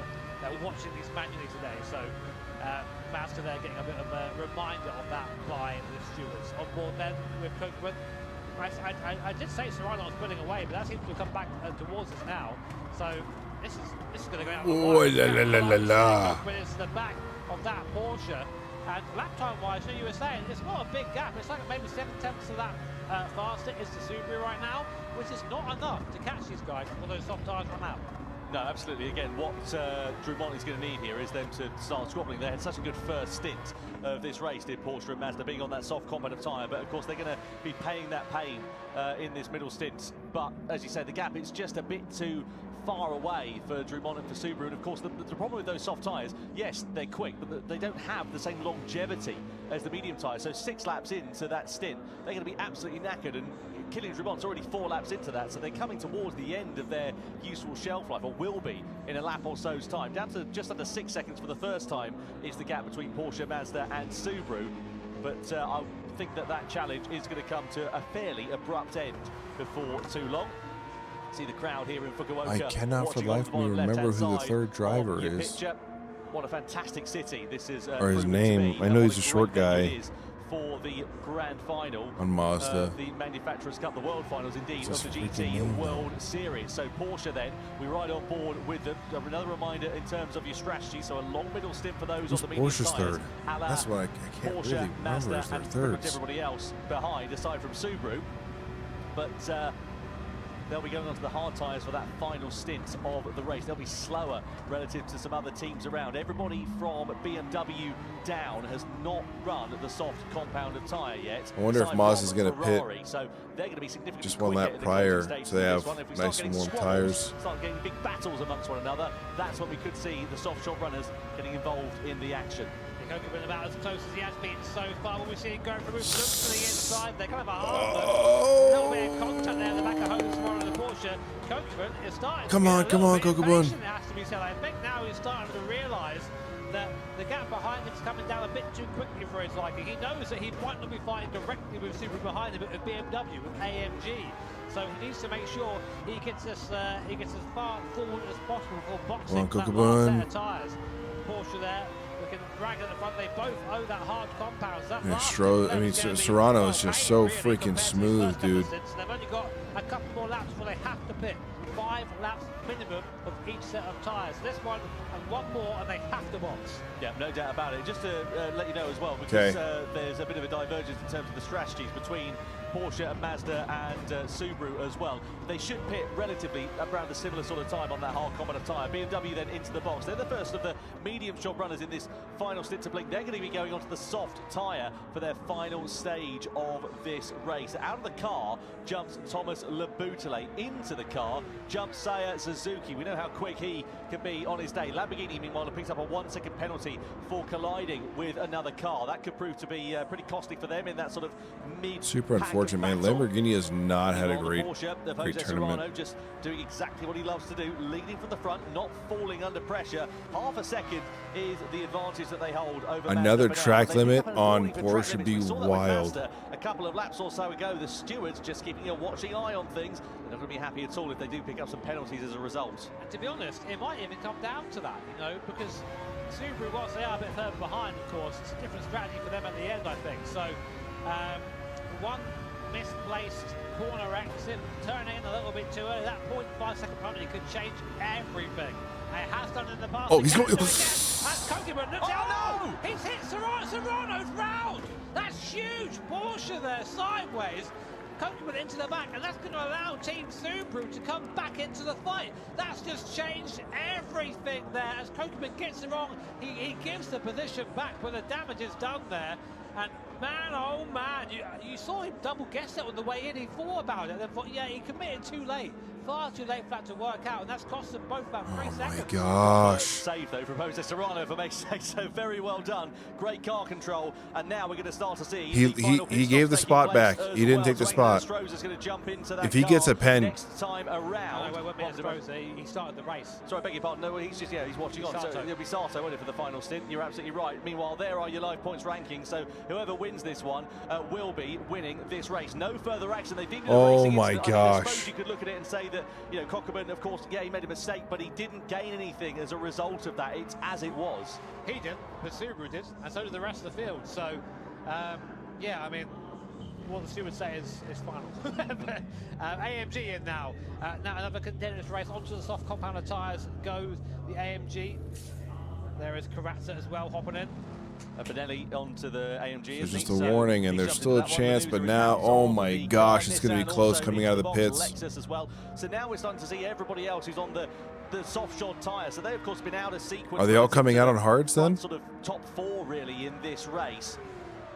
Because, of course, they started on the slower compounds of tyre, and I wonder if it might bring them back into contention. Meanwhile, Porsche versus Mazda at the sharp end of this one. And you're absolutely Mazda's going to get a warning for that. I think it went all four off on that corner. 5.5 seconds or so. It's now down to under 4 seconds as a result of that contact that we saw last time around. So we're now coming into the final stages of this race. Out of the Porsche is going to get Jose Serrano. Into the car is going to go Shota Sato, and let's see Subaru. Oh my gosh. on that hard tyre in the final stages of this one. In terms of the Mazda as well, we're going to see we're going to see Samuel Cardinal in the car, aren't we, for the final stint? So let's see how it works out. You see how close they are through this final stage as they come under the W Hotel and through that left-hander. And this surely is now going to be the final part of this one. Big wiggle there for Cockerman as he just gets a bit too greedy under the power as the tyres are now really starting to get away, and into the box they both come at the end of lap 15 for their final pit stop of 2025 in the Manufacturers' Cup. Oh my word. Are they both going on hards? Are they all three going on hards? Amazing. It all comes down to this. The last 5 laps here at Fukuoka, the grand final of the Manufacturers' Cup. Team Porsche, Team Mazda, Team Subaru are your top 3 in the points, your top 3 contenders here. Whoever finishes first out of these 3 teams in this race will be the champion. Sato is charged with taking the car home for Team Porsche. Danny Solis in the car for Subaru. Who's in the car for Mazda, Tom? In the Mazda, it'll be Samuel Cardinal for the final stint of this race. So let's see what the Canadian driver is going to be able to do. So Sato in at Porsche, Cardinal in at Mazda, Solis in at Subaru. Where is Team BMW? They can upset the apple cart here, as you would say, Mr. Brooks. And they're not quite out of the pit lane yet. So I think realistically, they've got a bit of a run back. 2 seconds back to... Oh, wow, they're closer than I thought, Tom. Wow. They are. But there they are. You can see them. And they're going to be right on them like a shot before too long. 1.6 seconds. That's absolutely nothing given the performance advantage of these soft tyres. And they could be a bit of an upset because, you know, look, the leaders, they're not too far down the road. There's 4 laps left in this one. Subaru's going to fall. Especially if the top 2 start duffing one another up. We saw just how fast those softs were, especially just against the mediums. Putting 7 seconds in, what, 6 laps? There's still plenty of time for a disruption here. BMW and AMG are going to be rapid in these last few laps. We saw the time difference between the soft and the hard tyre being nearly 2 seconds a lap. So you have to keep an eye out for these guys now, as Sam Cardinal in that Mazda had a race win earlier on today at the Daytona events. This is a bit different Daytona, more a couple of right-handers than this one, so definitely a bit difficult. But look already, BMW is already on the back of Team Subaru. This is important for Subaru. They can't afford to lose places, but really they're just sitting duck. Danny Solis doing his best to defend with that BMW far quicker on that soft unlock tyre. Yeah, absolutely. Do you sort of limit the damage then by this point and just sort of let them, you know, not fight it too much, just get on with it? You know, let's wait and see what will happen. But Solis there just, again, keeping, you know, the normal racing line as we come through into the final sector. Mercedes AMG there as well with Lucas Benelli, who's behind the wheel. And these two are going to be take the inside. Yep. That was easy. That was easy for He's ready to try and pick his contact. Through into the right-hander of the final corner. Benelli doesn't have a and then, and then the Mercedes is going to take the extra grip on the exit of the corner, though he does. Pulls alongside the Subaru. Benelli and Mercedes then are up through and Subaru. Unbelievable. They were the favorites to win. Really struggling. There wasn't really trouble in the apex at all in the last corner, so That's him down to 5th now, and the German march of BMW and Team AMG go onwards after Team Mazda. So the gap between Mazda and Porsche 7/10. So basically, it's between these two really for the ultimate, for the grand final for the series. But these two could upset that. Yeah, no doubt about it. I mean, what, 3 seconds or so? It's a gap that looks pretty big, and we've got 3 laps left. You wonder how soon they're going to be able to close up onto the back of them. Well, it's 2 seconds a lap. It's a lap and a half. So we'll see it probably mid to lap 18. Really starting to get the back. Here comes Benelli there. He wants to lead the charge. They see each other out. Up at the inside there, end of the braking zone, up into 3rd place. Goes Benelli in the AMG, past Seiya Suzuki in the BMW. It's been a while since Benelli has been in front of one of these events, and I'm sure he's hungry to try and take a win here at the grand final. Subaru, a 1-second trap little penalty. Oh my God! For Team Subaru and Danny Solis. That will put them into the clutches of Nissan. How far will Subaru drop? Well, Subaru are now out of contention for the overall. Solis is going to feel, he's going to take the blame for all that. It's not even just Solis' fault. This is the effective battle for the race win in the grand final of the Manufacturers' Cup between Mercedes and between BMW. It'd be great for Mercedes. They need something to smile about after what has been a torrid couple of seasons in this championship. They came close to winning the Cup overall a few years ago, but that was ever such a distant memory now. And you can see them closing up onto the back. What is it now? 2.5 seconds. They've taken 1.5 seconds out over the course of this 2nd and 3rd sector alone. What do you do if you're Mazda and Porsche AMG right now? is right on their butts. 2 teams charging behind you. Mazda's going to have to freaking do something, dude. But I don't think you can do anything, can you? Because the difference of pace and grip and performance between the soft tire and the hard tire is so vast. What, 2.2 seconds last time? I don't think there's going to be anything they can do. They're just going to go through like they're sitting still. Mercedes and BMW are surely going to go on in this battle for victory, and then you're going to have a battle for what is a 3rd place in this race that will be overall for the Manufacturers' Cup title. And whilst all this is happening, Mazda are closing on Team Porsche. The gap coming down from 7/10 to half. I was about to mention that. Yeah, the gap is shrinking, but it's only certain parts of the track. The Porsche is much faster in the other portion. Benelli there, though, hunting both of them down in the AMG. So just to give you an idea, 16 points on offer for 3rd place, 14 points on offer for 4th place. So it's a 2-point swing in it, but there's 2 points in it between the gaps at the start of this race. Let's have a look though at what's happening here between Mazda and Porsche. They're going to start to get their elbows out here before too long. Lap 18 out of 20. Are we going to see a dive from Samuel Cardinal down the back straight in towards the hairpin bend? Yep. Goes to the defensive line on the inside. Cardinal looks towards the outside of the Mazda. Don't think he can make anything stick through there. Nothing opening on the switchback on the inside as well. Oh, Cardinal's doing freaking great. For AMG and for BMW in the battle for this victory. They're closing up onto the back of the top 2. Didn't they already receive a final warning? Oh no, that was the Subaru. And on if they're going to strike in this battle for victory here. But this is for everything. This is the battle for the win of the entire Manufacturers' Cup. Right now, Porsche and Mazda separated by less than 0.3 of a second. You can. There's going to be some last lap shenanigans, or maybe even sooner, because man, that BMW is creeping. And AMG. But can the Porsche hold him off? Can Sato hold off and take Porsche to a historic first Manufacturers' Cup win? As you said, Tom, a non-Japanese manufacturer has never won a Manufacturers' Cup or series event. So it's all going to come down to here's Benelli and the AMG's right at the back of the Mazda now. Yeah, we come through into the left and then the right-hander, and this is where Benelli's going to have so much more grip through the sweeping fast right-hander into the braking zone of the hairpin. We're going to go. I'm absolutely panicking right now. Through to the inside, not quite on this occasion, but it's surely going to be the exit of the corner. Look at the traction. I swear, if that AMG ruins it for Mazda, it freaking happens every time, dude.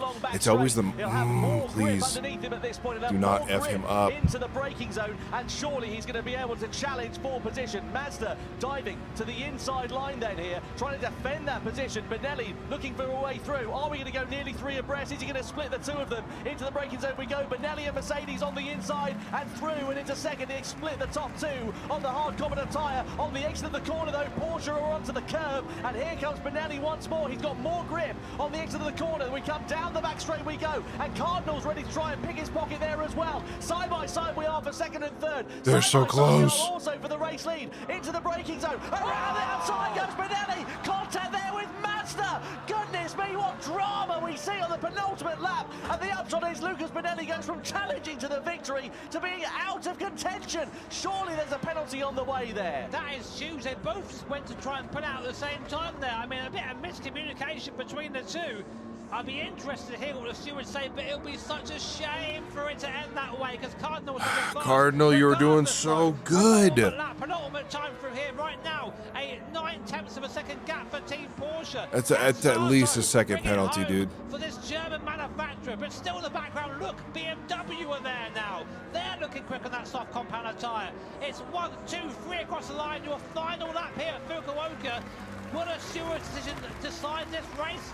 We can only find out. Well, let's hope the decision comes before the end of this final lap. Through the first corner for the last time we go. Porsche, Mazda and BMW all in your picture at the moment. The soft tyre shod BMW of Seiya Suzuki, who is behind the wheel of that car at the moment, is surely going to be doing exactly what Lucas Benelli was doing just one lap ago and threatening in this battle for the race lead. Down in towards the left-hander we go. Porsche leading the way for now. Samuel Cardinal, I don't think he's going to be quite close enough and gets a bit of a poor exit on the end there, but where is Suzuki in relation to it? He's still 7/10 of a second away. He's not quite close enough to challenge at the moment. Mazda get a 2-second penalty for their involvement, so that is going to deny them an opportunity of the Manufacturers' Cup title. Oh, that freaking hurts, dude. And if Porsche rather, I should say, are able to keep it on the straight and narrow and not come under any pressure from BMW in the closing stages of this one, they will be crowned as the champions congrats, of this Porsche. season. What a shame. That was Cardinal's mistake, dude. There and not a way you want to see one of these races end at all, but that does give breathing room to Sato. It is now a victory lap for Porsche and Sato. So many years we've been doing this. 2018 we started this series here, and ever since then we've never seen a non-Japanese manufacturer take the win here, but Porsche now only corners away from making. I know, it was hard to make the move, but it has been for Team Porsche. Consistency, he knew his positioning, and if he touched him, it was over, and he did. He just went too wide with it. For the German manufacturer, Angelina Strozer of Chile, Jose Serrano of Spain, and Japan's Shota Sato, who is behind the wheel here in his home race in Fukuoka, will come around the final corner. Porsche become the Manufacturers' Cup champions of 2025 here in Japan. What a phenomenal season from the German manufacturers. They create history in every the goddamn time. Series to become the first ever At least that time, Mazda robbed it from themselves instead of it getting robbed from them. And Mazda, against all the odds, despite that penalty on the final he got lap, very complete squirmy. the podium in third position. He should have just let the AMG fight with the Porsche, What drama we've had here in Japan. And look what that means. because then he could possibly pass in that moment. He should have followed the AMG's line. That's what I would have done. The AMG was on softs. I mean, his story is inspirational. The comeback from injury and to now this, undoubtedly the highlight of his Gran Turismo career. Jose Serrano again showing you why he's one of the best drivers in Gran Turismo. Flawless stint from him, and Sato as well, holding on under pressure to take the win there. That must felt sweet. To bring that car home in front of his home audience here, but so difficult, dude. Team Mazda, we said they were so close. All it took, and that put Cardinal out of contention. And it's funny because they were so far apart, and he just came together. I think he just definitely, two big problems with Mazda. Cardinal definitely effed it up, but Kokubun lost a lot of time. I know Serrano's fast, but Kokubun lost a lot of time. Cup champions of 2025, and Angelina Strozer in particular will be thoroughly delighted with that. As Jimmy alluded to, a couple of years ago he had a terrible injury, broke his leg after a motorcycle accident, bounced back from that, returned to the GT World Series, and ever since then you felt like he's been on the precipice of greatness, and he proved that greatness. It was almost Mazda's year, almost. Tonight, and now the grandstand will rise for them in Japan. So you can see the race as we got underway for the grand final here at Abu Dhabi. Porsche led the initial stages. That was a fun race, dude. Honestly, that track's pretty great. Of course, the top two of Porsche and Mazda started this one on the soft corner tyre, so they had a clear advantage. Yeah, because he had a second and a Kokubun had a second and a half lead. Go hard early and try and build that gap. We saw Kokubun and Jose Serrano get quite close. There wasn't. The Mazda was a little faster in the straights, and the Porsche was a little better in the corners. Slapping the back end there of Porsche's Jose Serrano. The tap on Porsche, yeah, for sure. Just by keeping that head as Kokubun showing as good sportsmanship and giving the place back. Well, you know what sportsmanship is all about. It's not doing things that make you look bad. There are a couple of moments. Kokubun just didn't cut it, man. He had a second and a half lead, and he freaking blew it. We're coming down towards the final part of this race. Mazda were attacking, and then you just see they just misjudged it, biffed it into the side of Mercedes. It cost Benelli and AMG a chance of victory as well. I just don't think that's a 2-second penalty. I don't think it is, but that's not our job, is it? He doesn't think it's a penalty? And celebrate these guys. Team Porsche. And we're attacking, and then this is one of them. We're coming down towards the final part of this race. Well, he can see that the Mercedes is closing the gap now. He tried to adjust. He's probably, yeah, he's on the brakes. You can see the brake lights. It's too late. He didn't react fast and enough. Then you just see they just misjudged it, biffed it into the But he also was understeering. He went way wide. And then you just see yeah, it's unfortunate. It, no, I agree with Broadbent. That might not even need to be a penalty, but still, the Porsche took it anyway. So as well. Great job from one fair and square. Even if the penalty well, wasn't there, it was still fair square win. With that one, no surprise at all. All the way further down the order, you can see Mercedes AMG opportunity knocks for them. Such a disappointment at the end of that one. Let's catch Man, up Ferrari, with Team 4 Porsche, points. Manufacturers Cup champions of 2025. Yikes! Do not choose Ferrari. Yes, That's all we are down I'm looking into it. With the winners, Team Porsche. How are you doing, guys? It feels good to the touch, right? Life is beautiful, I would say. Is life beautiful right now? Yeah, sure. Yeah, sure. What a day. You started 4th in the championship, and you finished 1st. Yeah, it's, honestly, Their mics are not set up to be on stream. Their sources are muted.4